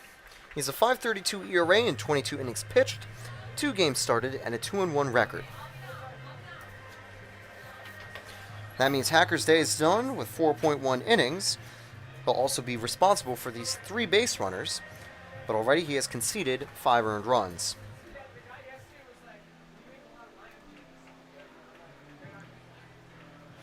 Here comes Johnny Wall. Wall 1 for 2 today with a foul out and a single. See deep infield, likely for the double play shift. Moving in with bases loaded, wanting to try to get the out at home if possible. If Wall can put it to the outfield, it could bring 1 or even 2 runs home. Right in the middle of the heart of the PIOS order. Wall's popped that one backward, 0-1. This season, with bases loaded, Johnny Wall hitting .250 in 4 tries, but he's actually had 5 RBIs. If he can get number 6 here, I know that that'll be good news for the PIOS. That one, good framing that time by Imhoff, the Oneonta catcher. Now, 0-2 here for the first batter for Mahady. That one fouled backward. So still 0-2.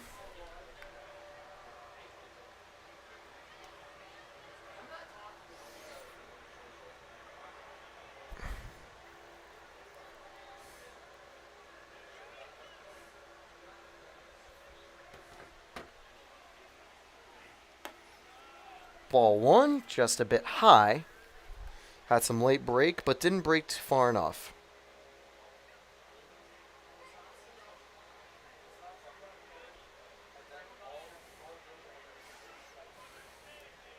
One, 2. That one's in the dirt, 2-2. Good take from Johnny Wall. Wall this season, 5 free bases to just 4 strikeouts. So he's done a good job at avoiding Ks. Total, he's also had 40 at-bats in 11 games.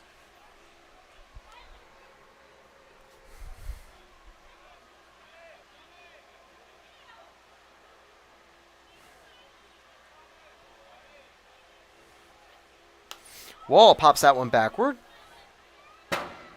That one's another Roost souvenir.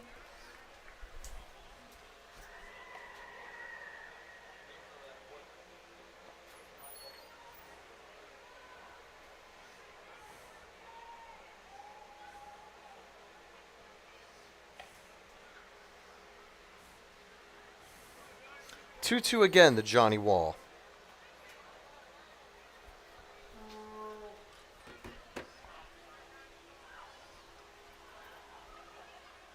That one's going to be grounded hard to third. They get the first out at home. And actually, they catch the runner off guard at third and trap him in the pickle to get out of the inning. So that is a weird 5-2-5 double play.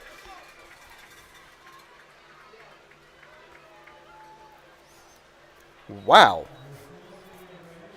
There might not have been enough time to get Wall out at first, but we saw Wayman just trip getting to second.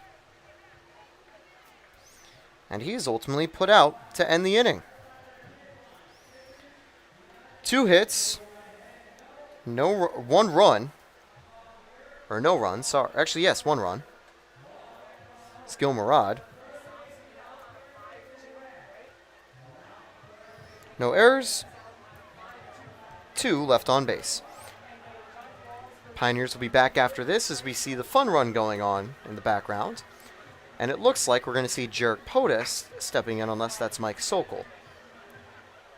Nope, it's still Sokol. Got a little confused because, again, Sokol is actually relatively tall, but I was wondering if they'd switch to their even taller reliever. They have not yet.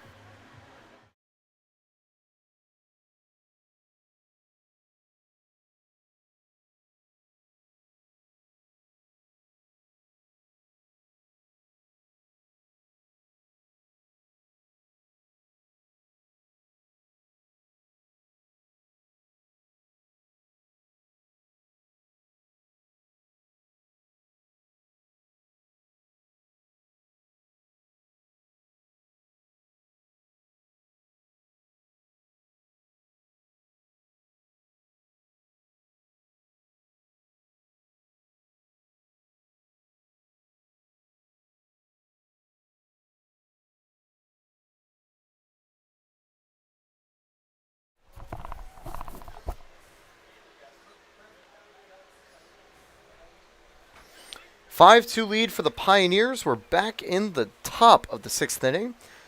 Now you might see that red sign out in right field. Well, that's the Texas Roadhouse home run target. If you hit that target, everyone at Dunfield gets a free appetizer from Texas Roadhouse. 1-0 count to open up here. Keegan get his second crack today. 0 for 1 with a hit by pitch. Swing and a miss, strike 1. Sokol looking to complete 6 innings of work and get a quality start. I believe that would be his first quality start of the season. But he's had a great night, and he's gotten run support to boost it. That's going to be a 2-1 count now, after that one goes a little low. See some activity over in the PIOS bullpen, some warming up action. It was Mason Smith reported there. Strike 2 there, swing and miss, so it's a 2-2 count now.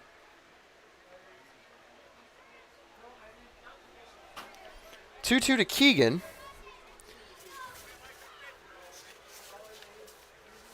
Keegan hitting .243. Gets a piece of that one, fouled away.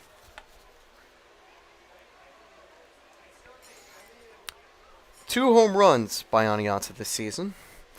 That was from Dylan Broderick, who's not in the lineup tonight, and Jelani Hamer. Ball 3 taken up high. Full count now to open up against Keegan.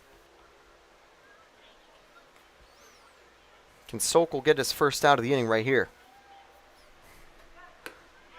And ball 4. Wait, no, it was a very late strikeout call.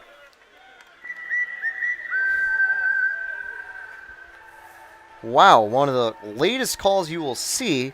That's the first out. Here comes Perry, 1 away.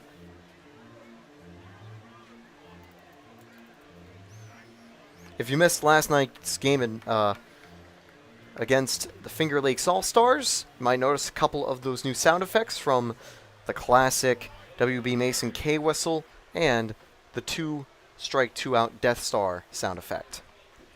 Decided to add those to make things a little more exciting. I had a comment one time saying there was some dead silence, so during times where there always isn't as much talking, figured I might as well put something in there. 1-0. 2-0 here. Perry, he's 0 for 2 today with a strikeout and ground out.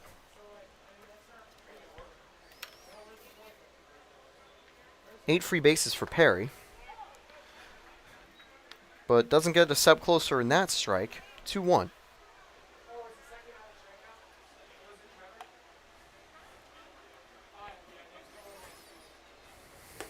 Swing and a miss there from Perry. I think he wanted to take that ball yard for the first home run at Dunn Field. And I will also say we haven't had a Dunn Field home run yet this season. The home runs conceded by the Pioneers have all been on the road. 2-2 here for Sokol. Fouled back.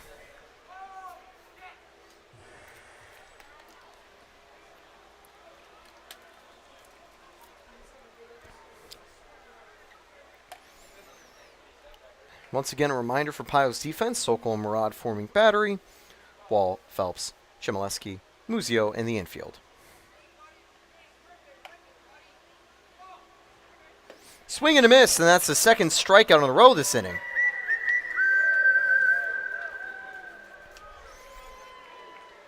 So relatively quiet start, not getting too many strikeouts, just forcing balls in play. But now, Sokol finding some stuff late into the start here. And just the previous 2 innings, that's 4 strikeouts. He's already got 5. He's now going to face Imhoff, who had a hit early on, the first hit of the game for the Outlaws, but also flew out. 2 away. Good attempt to frame it, but 1-0.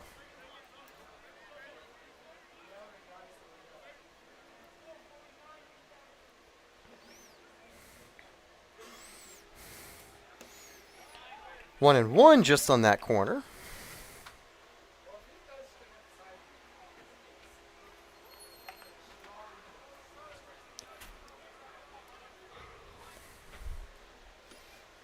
Two and one. Sokol already 2 outs here in the 6th inning. Still looking pretty fine on the mound.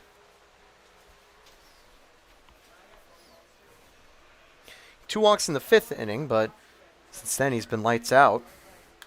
Fouled away, 2 strikes and 2 away here in the top of the 6th.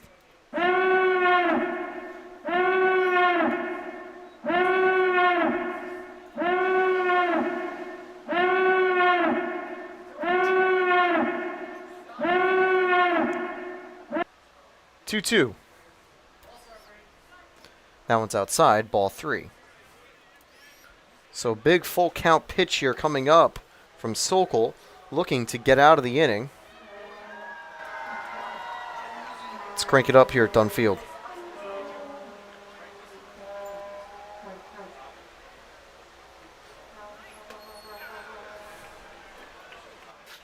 And with that, ball 4. A late walk surrendered here with 2 away.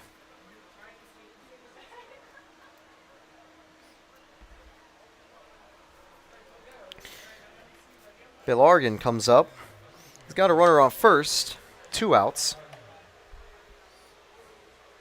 Can Argan do anything here? And, oof, ball 1 just, I think, a little outside there. Maybe a little high, though. That also could have been the call. I'll put Imhoff on first. Wonder if we're going to see him moving on the base path. 1-0. 2-0 here.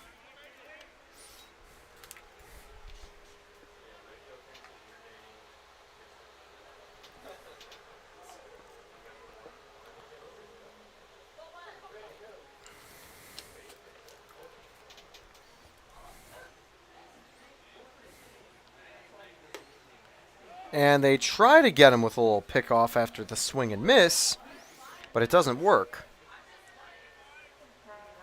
I believe it's 2-1. It looked like he went on that pitch.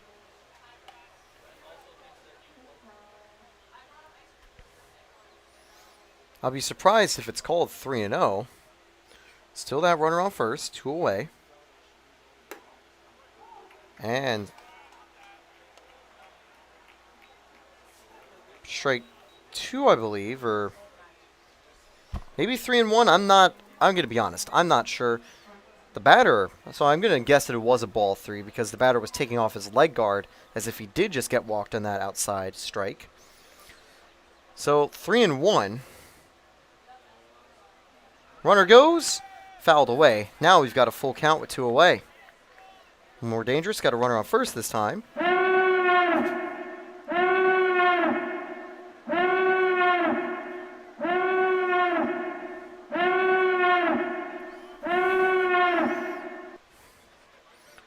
So full count here. Can Sokol get the final out? And definitely complete his start. Runner goes. This will be a slow grounder. Picked up by Sokol. Throw to first in time, and the inning is over.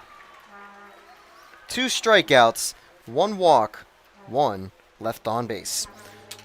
Bottom of the 6th coming up for the Pioneers. We'll be back at Dunfield right after this.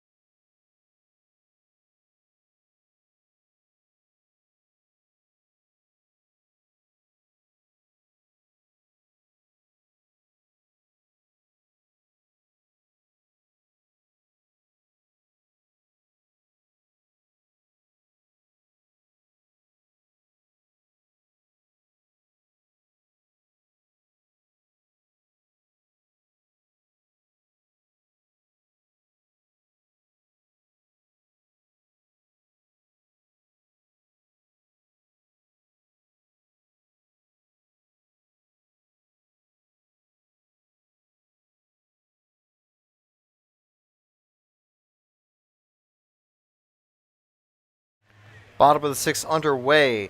The Pioneers currently lead 5-2. Remember, you can catch us tomorrow night in Batavia as the Pioneers take on the Muck Dogs. Joe Muzio leads off. He's 0 for 2 today.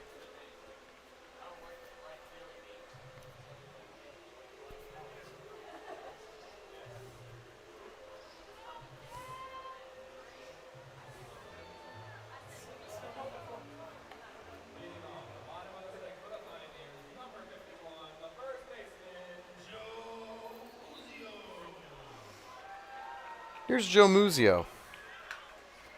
That one's fouled away, 0-1.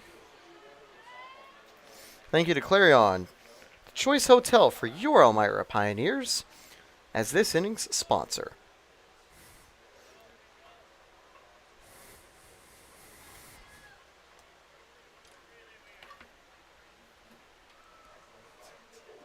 That one's inside, ball 1.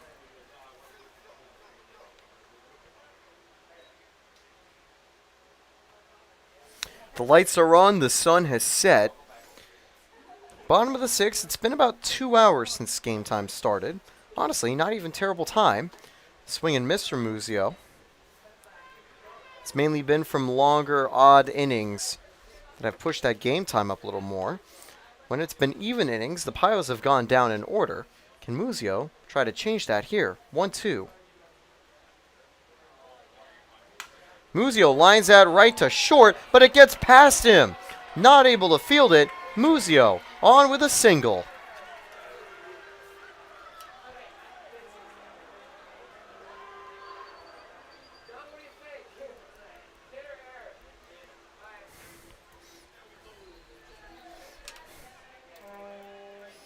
Runner on. No one out. And Muzio improves to 1 for 3 on the day. That's going to bring up Lucas Phelps. He's 0 for 2 with a ground out and fly out, looking to improve right here.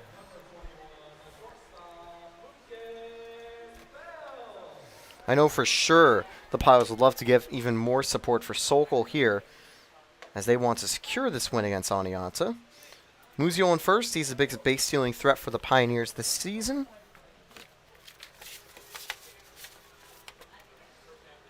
He's got 8 on the year. Here he goes for number 9, but he's in there, and he's caught out. And I will say, for all the calls that go against the Pioneers in catching runners out, that one was also close enough. But Muzio will be caught stealing here, so it's 1 away.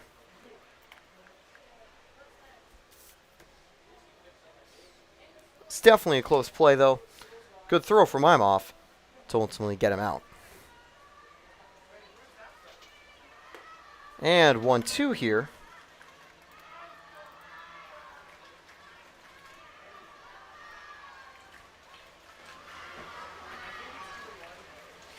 One, 2 to Phelps.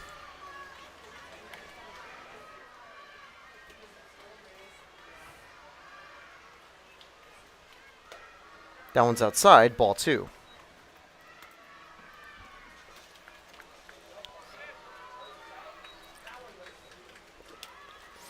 Two and 2.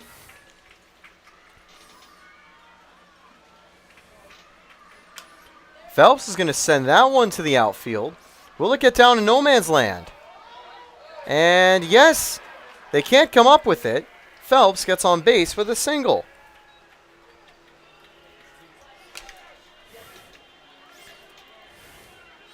Runner back on first. Now just 1 away. That's going to bring up Alex Lucini.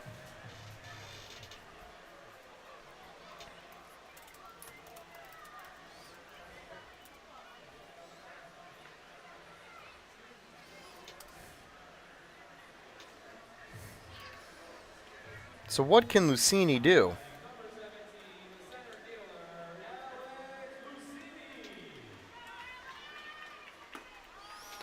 That one's going to be a ball 1, taken just outside.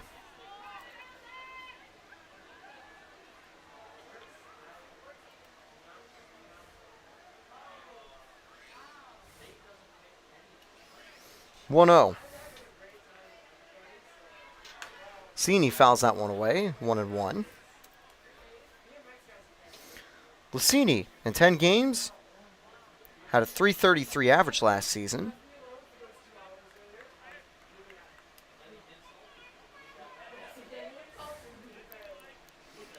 In fact, he led the team in average, second only to Coach Billy Wilderman, who had 1 hit for an RBI. Phelps back at first safely. Drew, I mentioned Lucini hit well down the stretch last year. And as we get to that stretch of the season, the dog days in the middle of June and July, Lucini can try to help keep the PIOS fortunes going well. 2-1 now.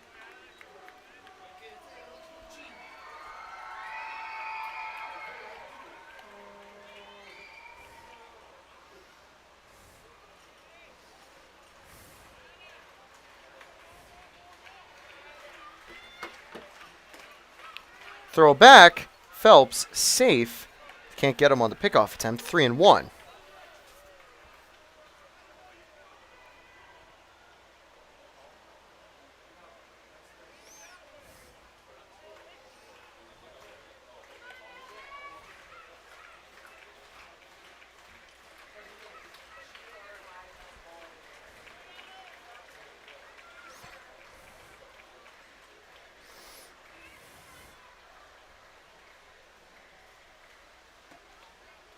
Strike 2 taken low there from Lucchini.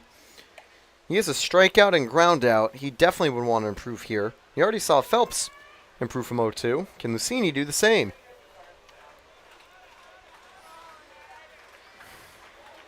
Lucchini's going to ground that to first, and they'll get one out there. But that is all they'll get. Phelps gets to second. There's now 2 away.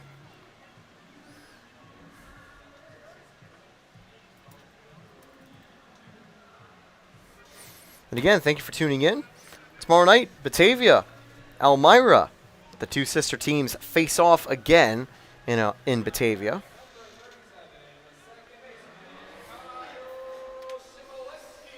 Shimoleski up now. Takes ball 1.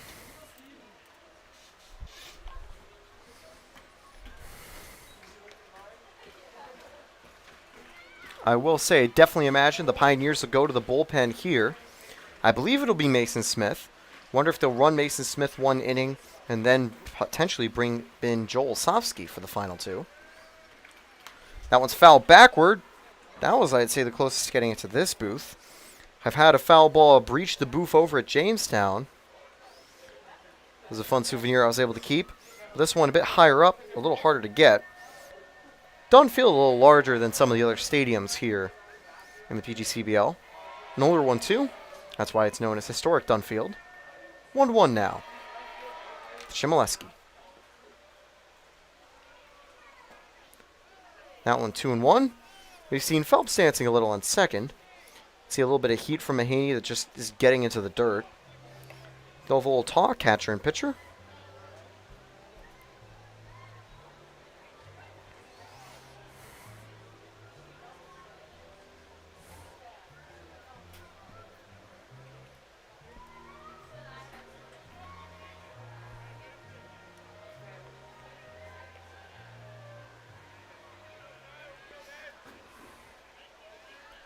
So now 2-1.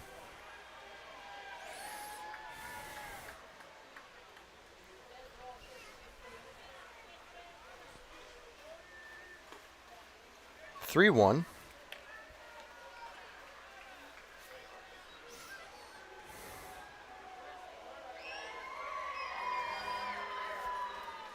Dunfield getting excited here.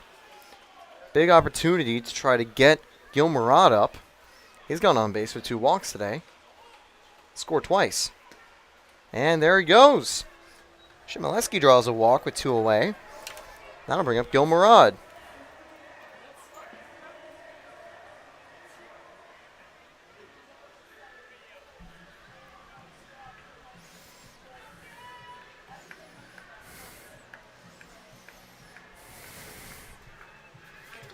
This season, the Pioneers, a little bit weaker against right-handed pitchers. As a team hitting 194 against righties, they hit 232 against lefties. So they run a very weird reverse platoon, even though some of the stronger Pioneers hitters are actually lefties. That's a swing and a drive. Deep left field. Going back. That one, it's off the wall. It'll bring 1 run home. It is an RBI double for Gil Murad. The ball gets away, but he will stay there. I think that was just inches from a home run, but Gil Murad took one deep to left and brought the 6th run home for your Elmira Pioneers. PIOS lead 6-2 in the bottom of the 6th.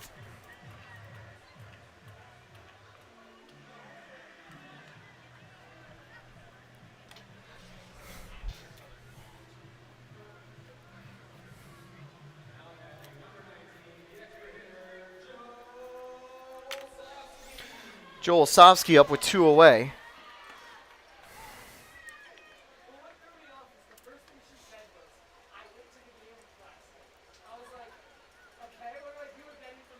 Oh, 1.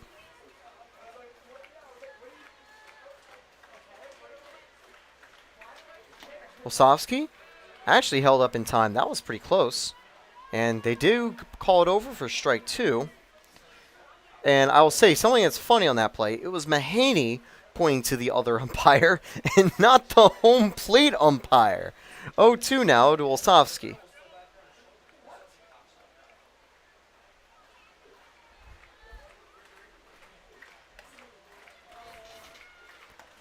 That one's outside, ball 1. I definitely say the strike was a right call. Olszewski had very much committed on that swing. But interesting to see that Mahaney had to call over and say, hey, did he go? Anyway, 1-2 now for Olszewski. That one's inside, ball 2.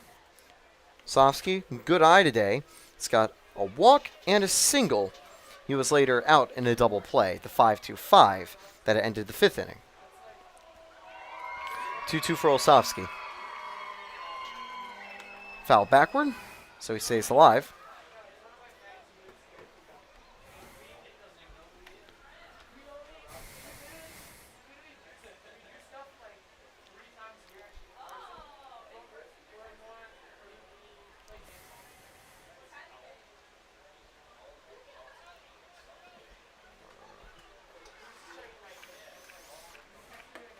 Inside, ball 3. Olszewski's discipline could bring up Max Mandler again. This time it would be with bases loaded, unless Olszewski finds his first hit of the game. 2 away, though, so he needs to win this at bat. Otherwise, Mahaney can get out of the inning. That one's popped up. It's playable, I think. First baseman. Oh, it bounces off his glove. Unlucky there. The bat will continue. It was definitely in reach, but Perry not able to close it cleanly enough. So we'll go again. Don't see anyone warming up yet for Oneonta, so I believe we'll see Mahaney again. He's had a couple starts, so not surprised to see him going a longer stint here. 3-2.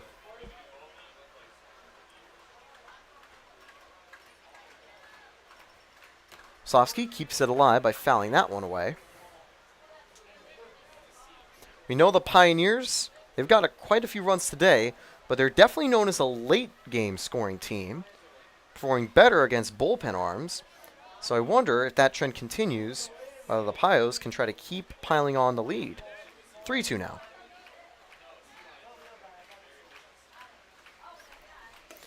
That one's inside, ball 4, and Olszewski works along at bat and gets his second walk of the game. Bases are now loaded with 2 away. Here comes Max Mandler.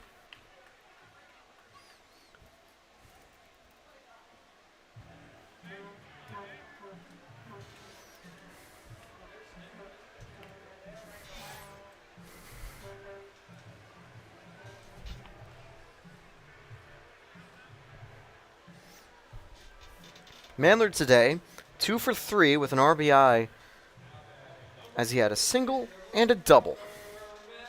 In fact, you could give him a technical RBI, as he was sent on a play to bait a throw to bring Joel Olszewski home. So ultimately he was caught stealing, but it brought a run home for the Pioneers. So a bit of a sacrifice steal maybe. Maybe that's the term for it. 0-1 here now as he takes strike 1.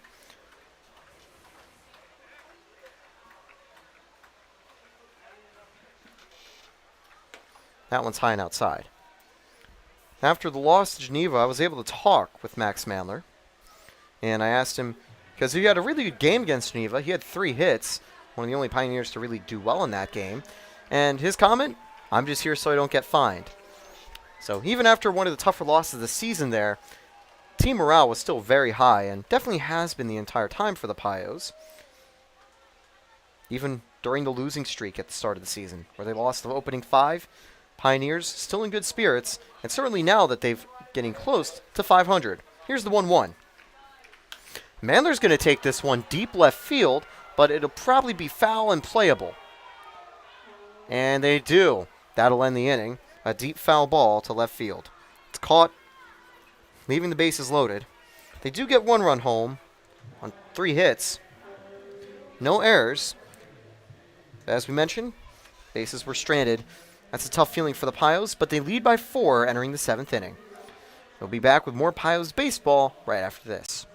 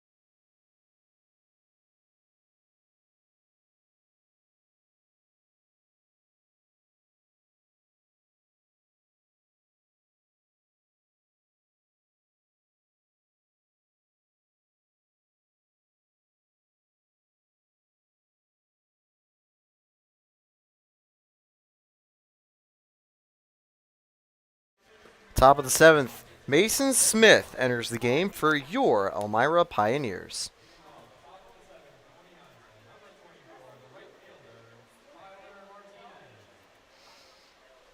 Tyler Martinez back at the plate. Contrary to what was said over the PA, this isn't his first plate appearance, but it is the first appearance for Mason Smith today. Tyler Martinez is 0 for 2, and that one's inside, ball 1. 3.86 ERA for Smith. He's got 1 save through 7 innings, 6 strikeouts, and 6 walks.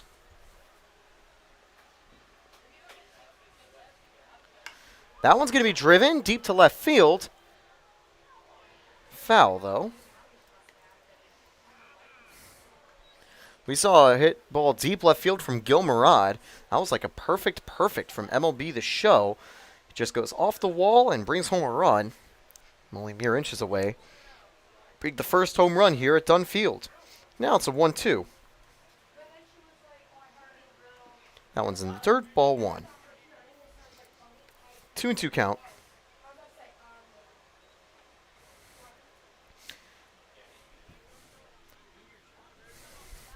I think we see a little activity in the pen, but I know Smith will probably be trusted for 1 or maybe even 2 innings, depending how quick this inning goes. It's a good start as Phelps gets out number 1. Cooney steps back in now with 1 away. He's 1 for 2 today with a single, and then he grounded out right to Mike Sokol. He's going to be tasked with trying to get this offense back working this time around.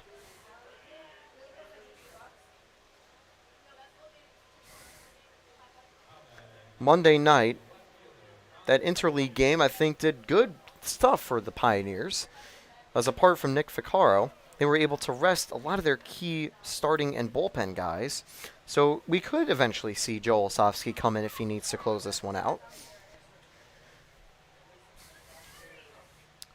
Wonder also whenever Nick Reiser will return. He's been out for a period of time with an ankle injury. Wonder if he's off the crutches now.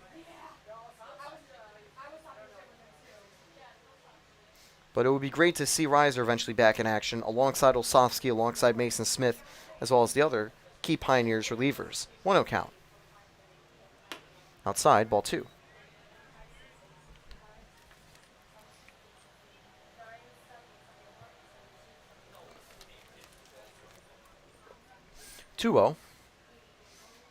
That one's going to be fouled away. It's now 2-1.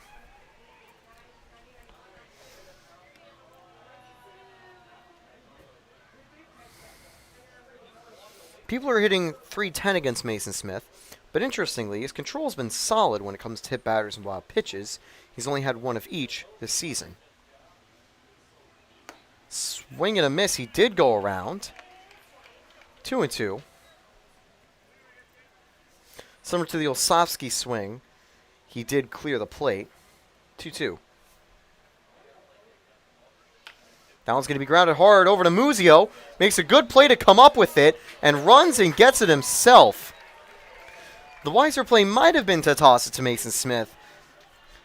But Muzio, he's got the energy to just pick up, get up, and get to first. 2 away now. Big play for Muzio. That's his 3rd unassisted putout of the game. The 2 previous ones came in the top of the 3rd inning. Martinez up here. This time Ryan, not to be confused with Tyler Martinez, is up. That one a little high, ball 1. Good attempt to frame it, though, by Gil Murad. Ryan Martinez is 0 for 1 with a double play, but he also had a walk. 2-0.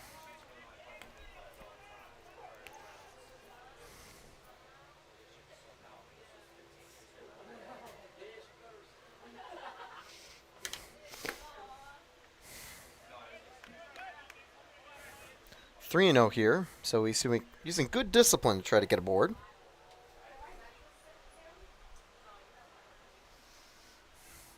And oof, that one drifts inside and hits him. 1 on, 2 away.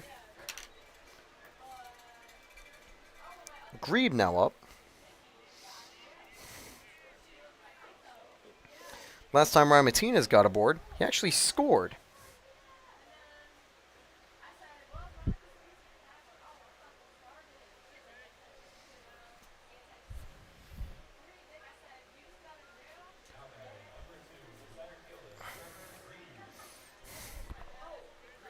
Grieve up. 1 for 2.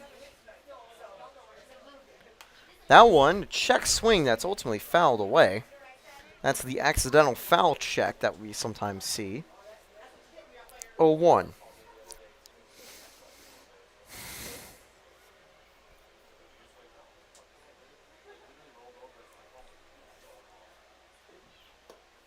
Ball 2 or ball 1. 1-1 here. Smith looking to get out of the inning. He's already got 2 away. Only now he's got his first base runner off the hit by pitch. Runner goes. This time Murad ready, but the infield not. 2-1. Runner on second.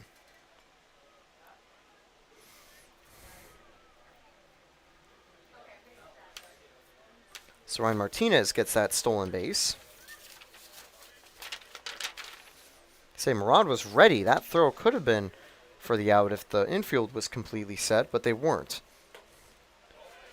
And strike 2 now. 2 strikes, 2 away.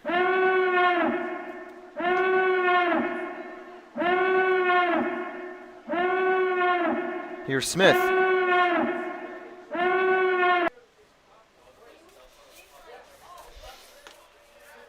And strike 3 gets him to end the inning. Paints that corner and leaves the runner stranded. That'll be it for the top of the 7th. Thank you again to Hilliard, the inning sponsor. We'll be back with the bottom of the 7th right after this.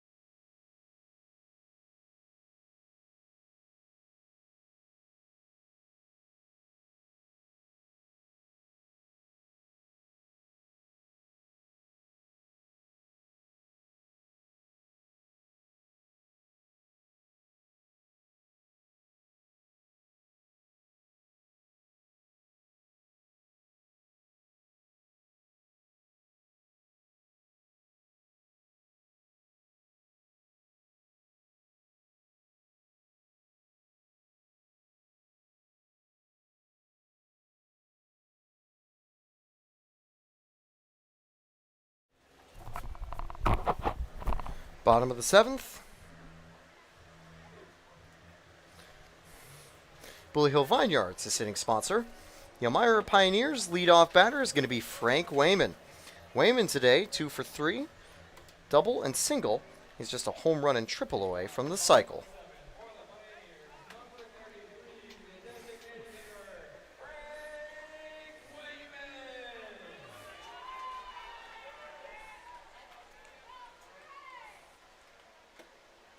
Wayman sees that one high, ball 1. And, well, it's not as buggy tonight, but that won't stop one little critter hanging around on the camera wire. Sorry, buddy. These are paid seats. Anyway, 2-0 now.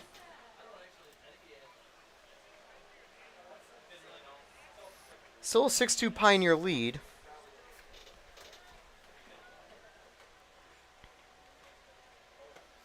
Strike 1 taken inside.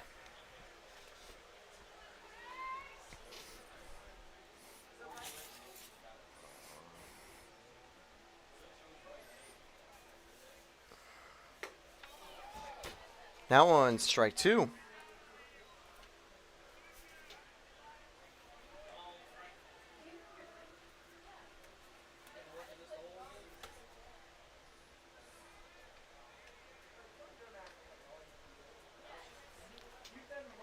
And Wayman's going to get plunked. He'll get a board after that hit by pitch. That's going to bring up Bobby Marsh. Runner on, no one out. See a little, think, activity over in the bullpen for Oneonta. So do have to wonder whether they eventually will make the change. I mean, he has had a pretty solid stint so far. He's knocking on the door, I think, of his full second inning pitched. Maybe third, I'm not fully sure. Pretty sure it would just be second.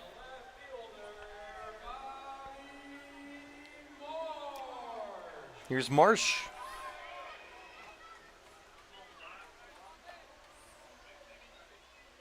Fouled away, strike one.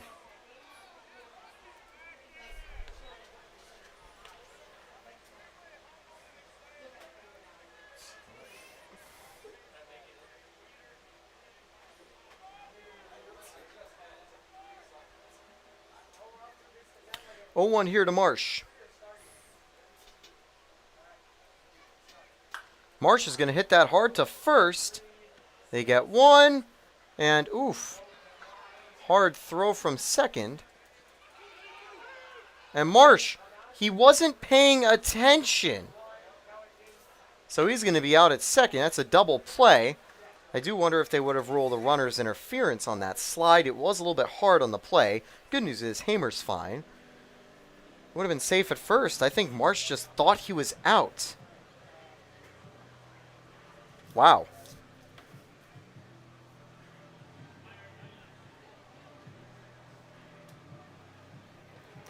Two away now. That's going to bring up Johnny Wall with the bases empty. Even the best of us will have some momentary lapses. And there we saw that from Bobby Marsh.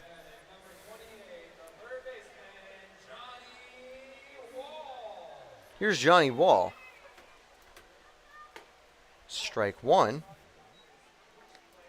Looked pretty far inside. Probably just some really good framing from Imhoff. He's going to do that all game, though. Good job framing. 0-1. Wall's going to line that for a base hit. That's his second of the game, and he keeps staying alive with a single. Runner back aboard. And that's going to bring up Joe Muzio. Muzio got a hit last time. 1 for 3.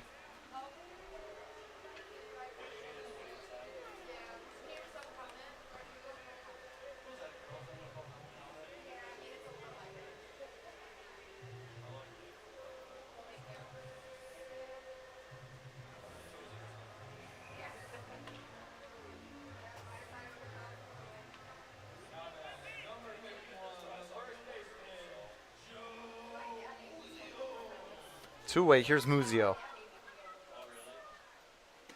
That one's very far inside. 1-0.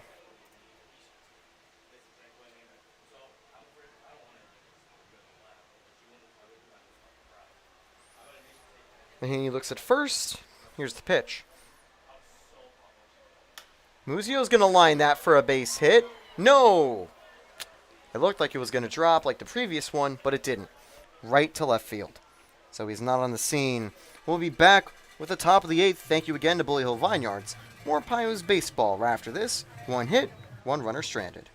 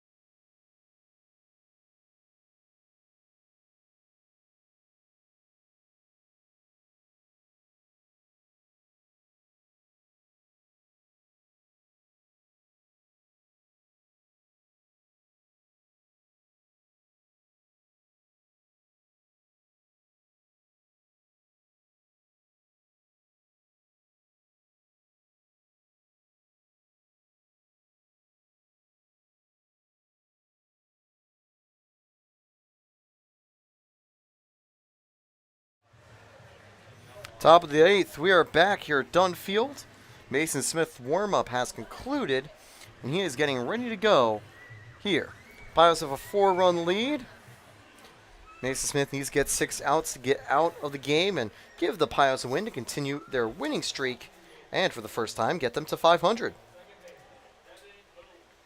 Boone leading off. And 1-0.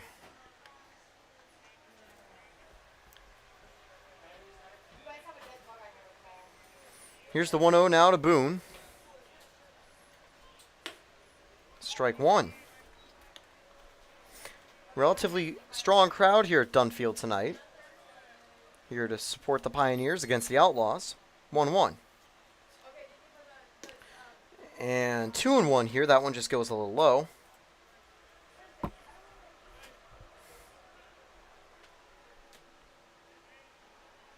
Top of the order back up. Swing and a miss, strike two. And the top three are due up. Today, the top three have gotten 4 free bases and are 1 for 4 without them.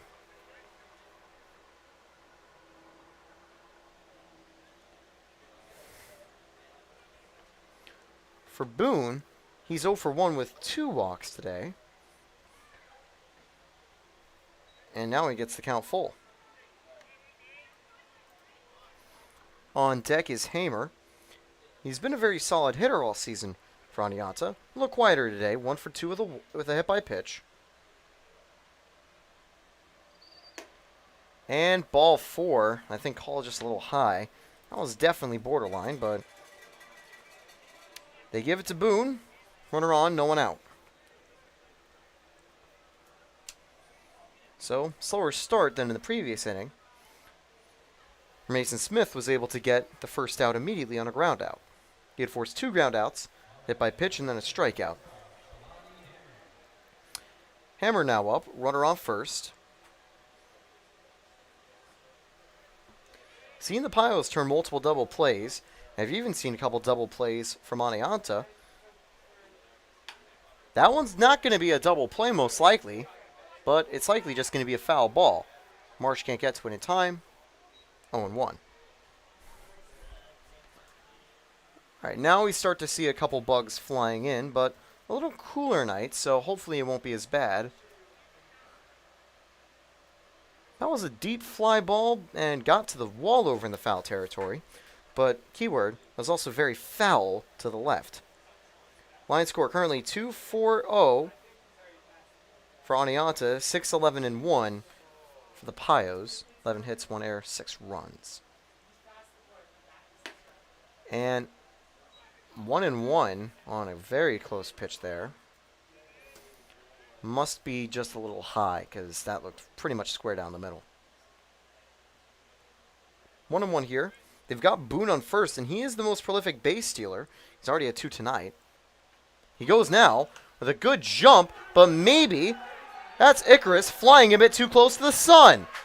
It's a double play on the pop-out to Shimoleski.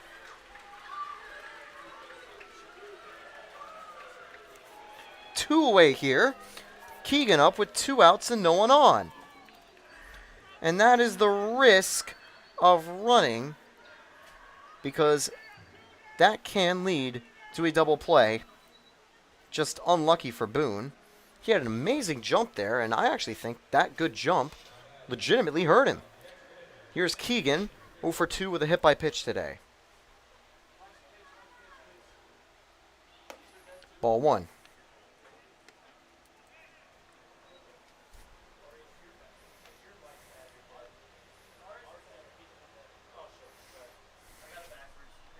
That one's going to be popped up.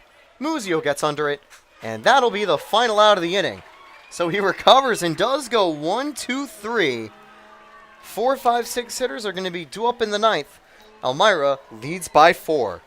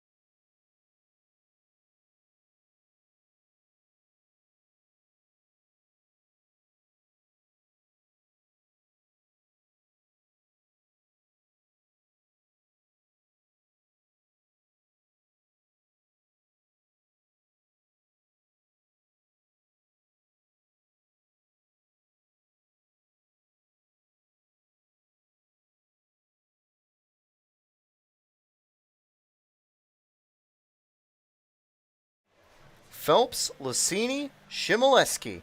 They're the three Pioneers ready to go in the bottom of the 8th. Aiden Dixon's come on in relief for this final inning.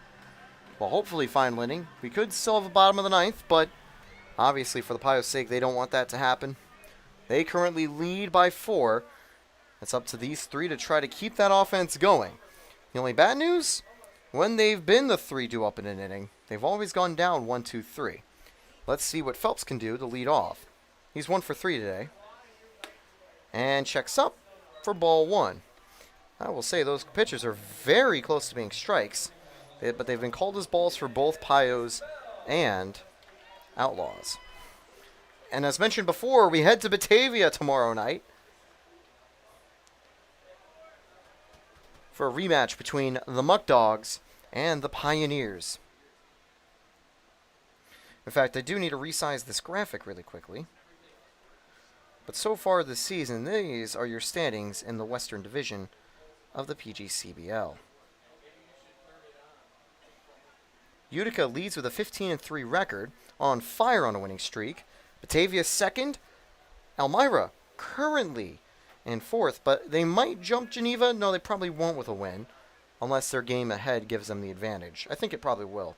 But either way, in a fight for 4th, a win tomorrow night would also help that. Now, 1-0 to Phelps.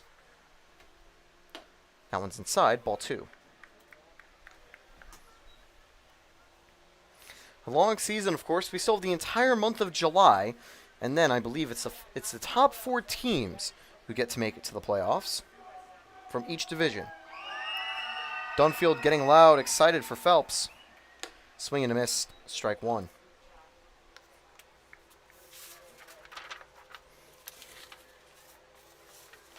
On the season, Phelps with a 405 OBP is doing very well to get on base. Strike 2 taken inside.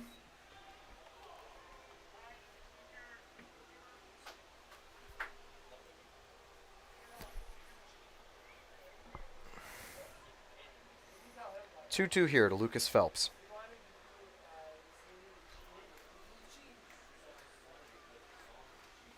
That one's outside, ball 3.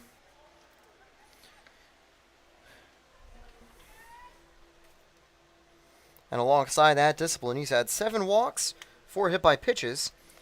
Although he also has had 10 strikeouts, only one of 4 Pioneers to have that number.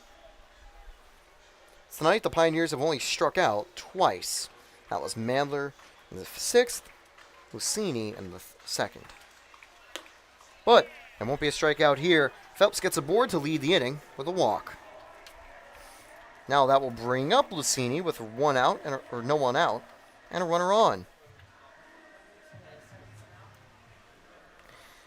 Tough night for Lucchini. He's 0 for 3, but still a solid night for the Pioneers in total. They've got 11 hits, and I know Lucchini might just need this matchup to get him back going.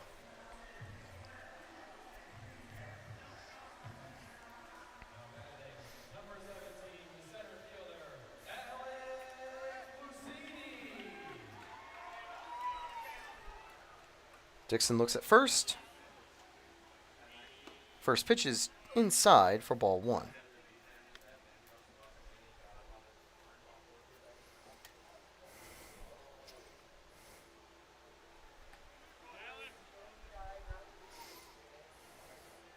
I think tonight the Pioneers' number of walks will help them get more walks than strikeouts now. That one's going to be lined up for a base hit from Lucchini. Just a solid 1 on the ground. 2 aboard now for Kyle Shimoleski. He got aboard with a walk last time.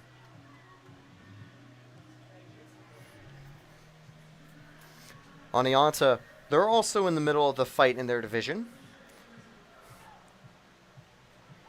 Recent turnarounds in their form, however, have sent them further down.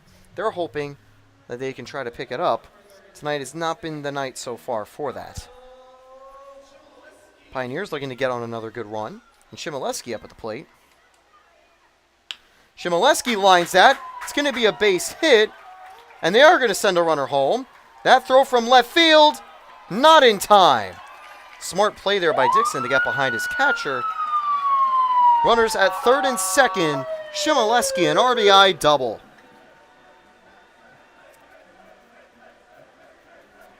That's going to bring up Gil Murad. No one out, 2 aboard. A 5-run lead for your Elmira Pioneers.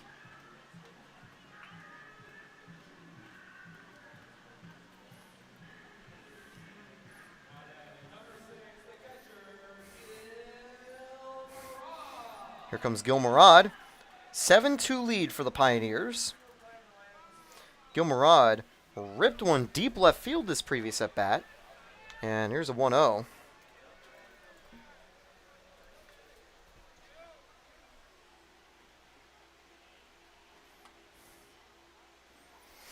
On deck is Joel Osofsky. Murad today, 1 for 1 with 2 walks. Same as Osofsky. That one fouled back, 1-1. The infield playing deep to watch out for the run coming to home.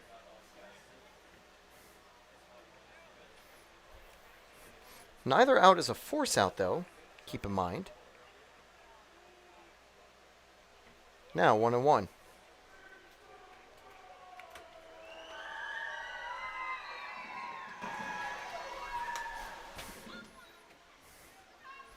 One and two now. The 9 and 10 hitters for the Pioneers, they're 2 for 2 with 4 walks. So really, good days up and down the order for the Pioneers. Now, can Murad get it? He's got a big gap here. The outfield playing deep, infield playing very shallow, on bunt depth nearly. That's high, ball 2.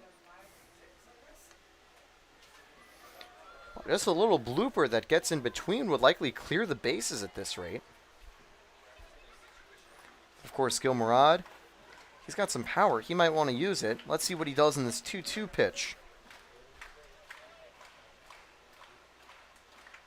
Foul back.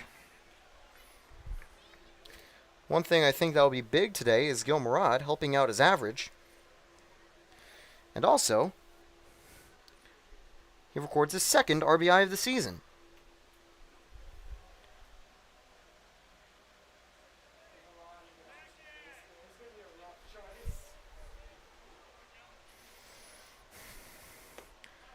Outside, ball 3. I will say, definitely need to hesitate on some of those because this umpire has given a few late calls before. And not just ones where I'm a little too aggressive and early in calling them, ones that everyone assumes is taken one way, but then is changed to the other. Hey, every umpire has their own different style. Full count here. What can Gil Murad do? Foul back. So even in the 8th inning here, a little bit under 3 hours of game time played, the energy so electric here for kids and adults alike at Dunn Field. Definitely come join us sometime in the next inning break. You'll see the number again. Make sure you've got that saved to get yourself some tickets. 3-2.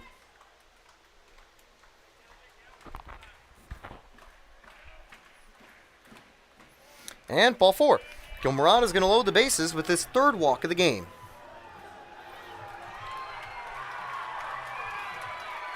And wait a minute.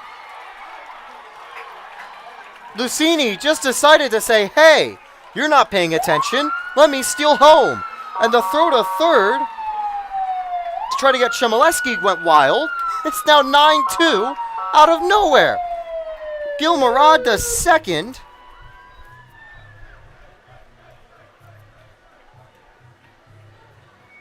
That is arguably the weirdest play I've ever seen. And the PIOS capitalize. 9-2 lead now.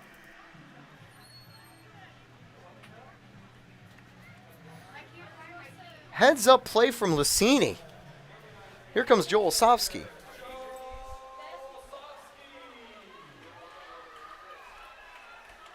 Outside, ball 1.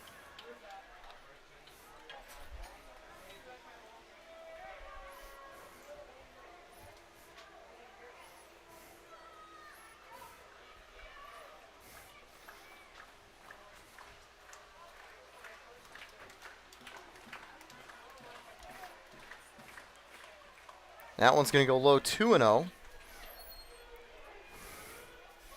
Yeah, Gil Murad entering this game at just 1 walk for the season. He has 3 walks tonight. And now, Olsavsky, he's also going to improve his walk number by 2. He already had 9 this year.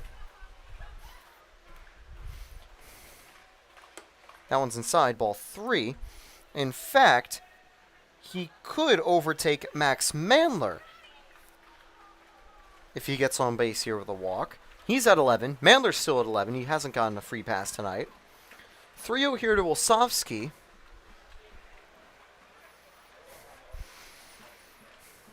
Olsavsky's just going to take that one to left field. Will it land? No, it's going to be caught, but then changing his mind to the tack-up is Murad.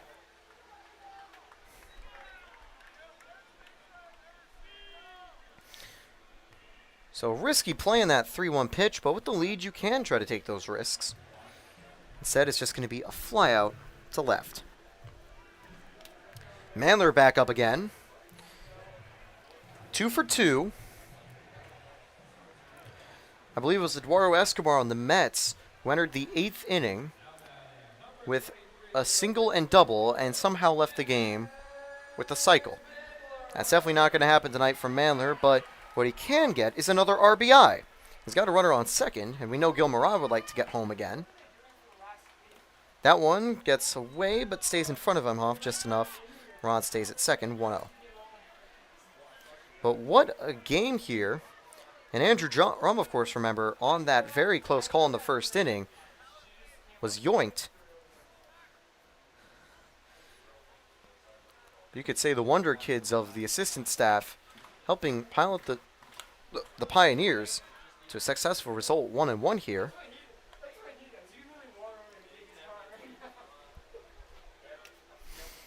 On deck, with 1 away, we've got Wayman. No double play means he'd get a crack at it. Potentially, you could see Marsh again. But so far, Pioneers doing well. They're up to 13 hits now and 9 runs. Foul back, 1-2.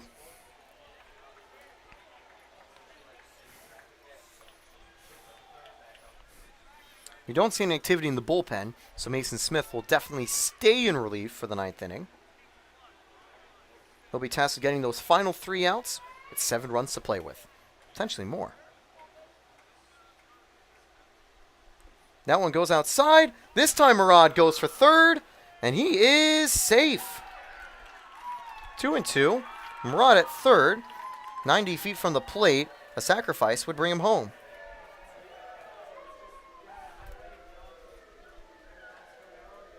I think that one will probably be great as a pass ball wild pitch. Fortunately for Gil, because he did, of course, commit after the pitch when the ball got away.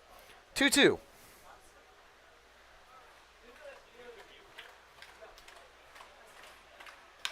Mandler lines that right to short, and that's disappointing for Mandler. That's one of the plays where I have a very high expected batting average, but just good positioning gets the out. 2 away. Here comes Frank Wayman.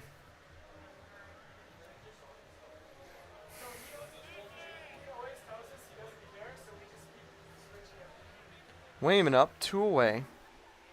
2-4-1 is the score line for Oneonta. 9-13-1 for Elmira. Now here's the pitch from Dixon. Inside, ball 1.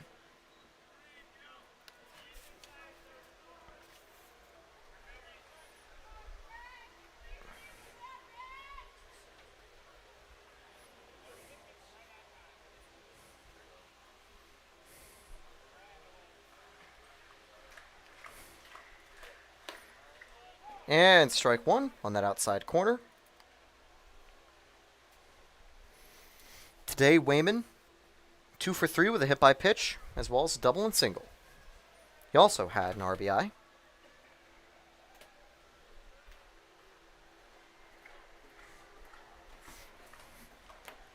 Strike 2 taken inside.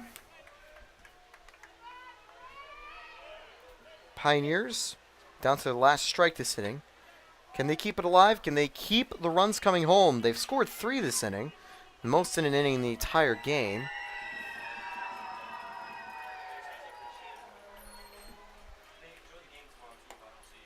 And ball 2.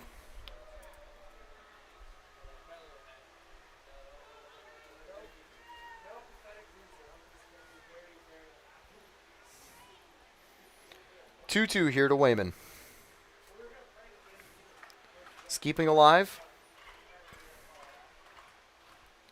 Swing and a miss. He strikes out to end the inning. So 1 runner left on third. But 3 runs score on 2 hits and 1 error. Pioneers, 9th inning after this. Can Mason Smith close it out and secure the victory? We'll find out right after this.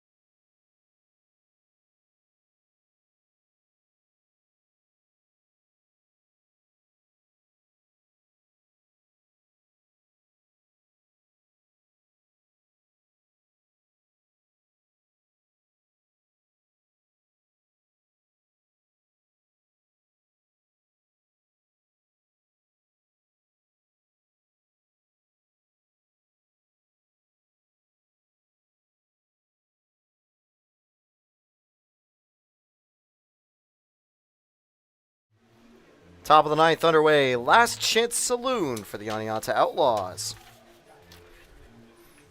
Smith entering his third inning of work. Can he get out of the game and win it for the Pioneers? Remember, they play Batavia tomorrow night on the road. All they need is 3 more outs and they'll secure a victory here against Oneonta.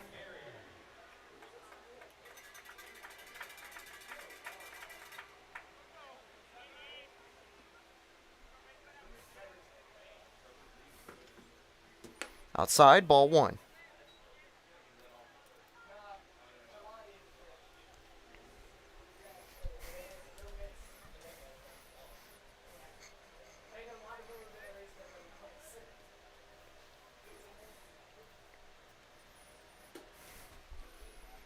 Two and 0.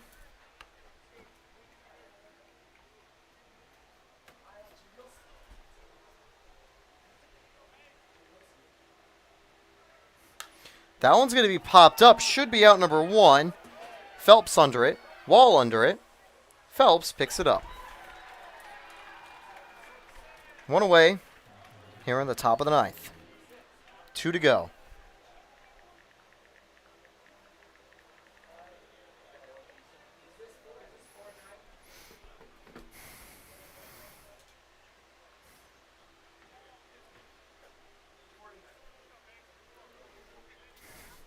And I think we got a little mosquito just flying around it here. Now either way, we've got Imhoff stepping up to the plate.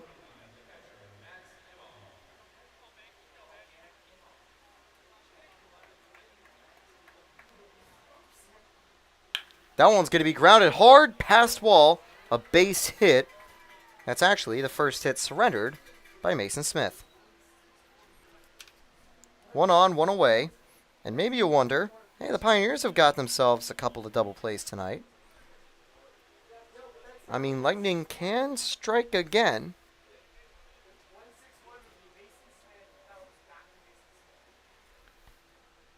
Belargian up now. 0 for 2 with a walk.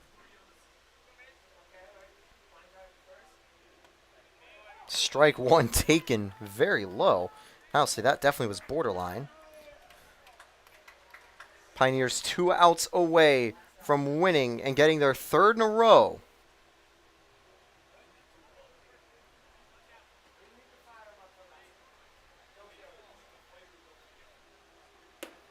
Oof, that was a little bit inside, and that was a heater too, so you had to see him just dive out of the way that time.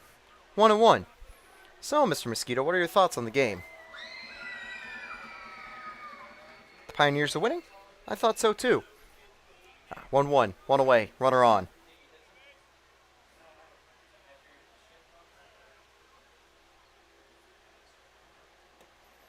Low, ball 2.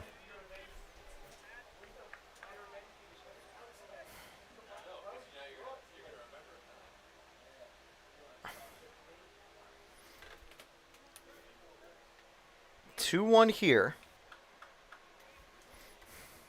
That one's 3-1.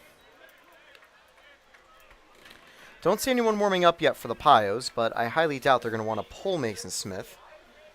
Wonder if they will just stretch someone out in case things get close. I imagine that player could be Olsovsky, but that would only be if things really start to go sour, because they do lead by 7. 3-1 here for Smith. And strike 2. And Algron was ready to flip his bat for a walk. Close call, 3-2.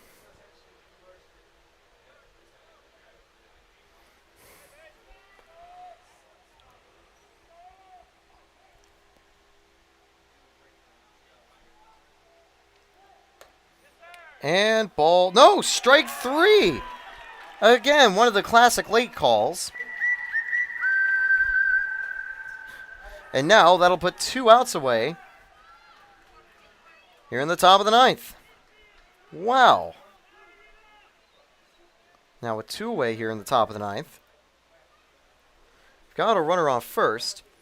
Now it's up to Tyler Martinez to keep this game alive.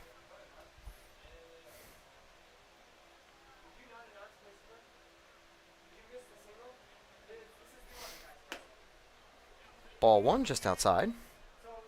The umpire likes to really wind up for the strike 3 calls on those counts. Last time the Pioneers and Outlaws faced, it was a 2-1 victory for the first of the season for the Pioneers. That one gets away from Murad, 2-0.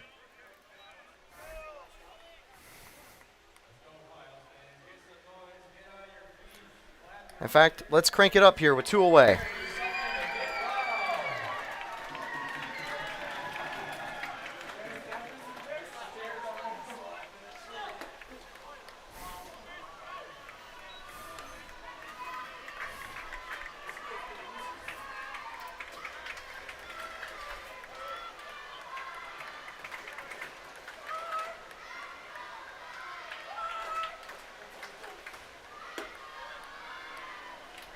That time, ball 4 for Tyler Martinez, but we'll keep it cranked up with 2 away here.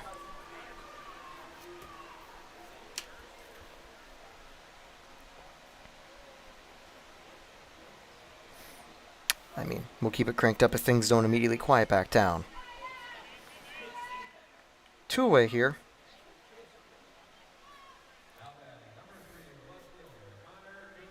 Connor Cooney, 1 for 3 today. To keep this game alive, he would need to find a hit at number 4 or a walk, but he's taken strike 1. Now let's crank it up.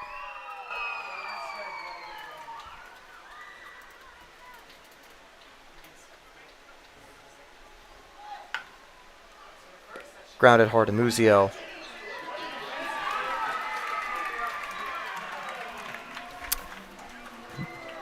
And of course, the game just had to end on an unassisted play from our very own Joe Muzio. The PIOS take a commanding victory here at home, 9-2 against the Oneonta Outlaws.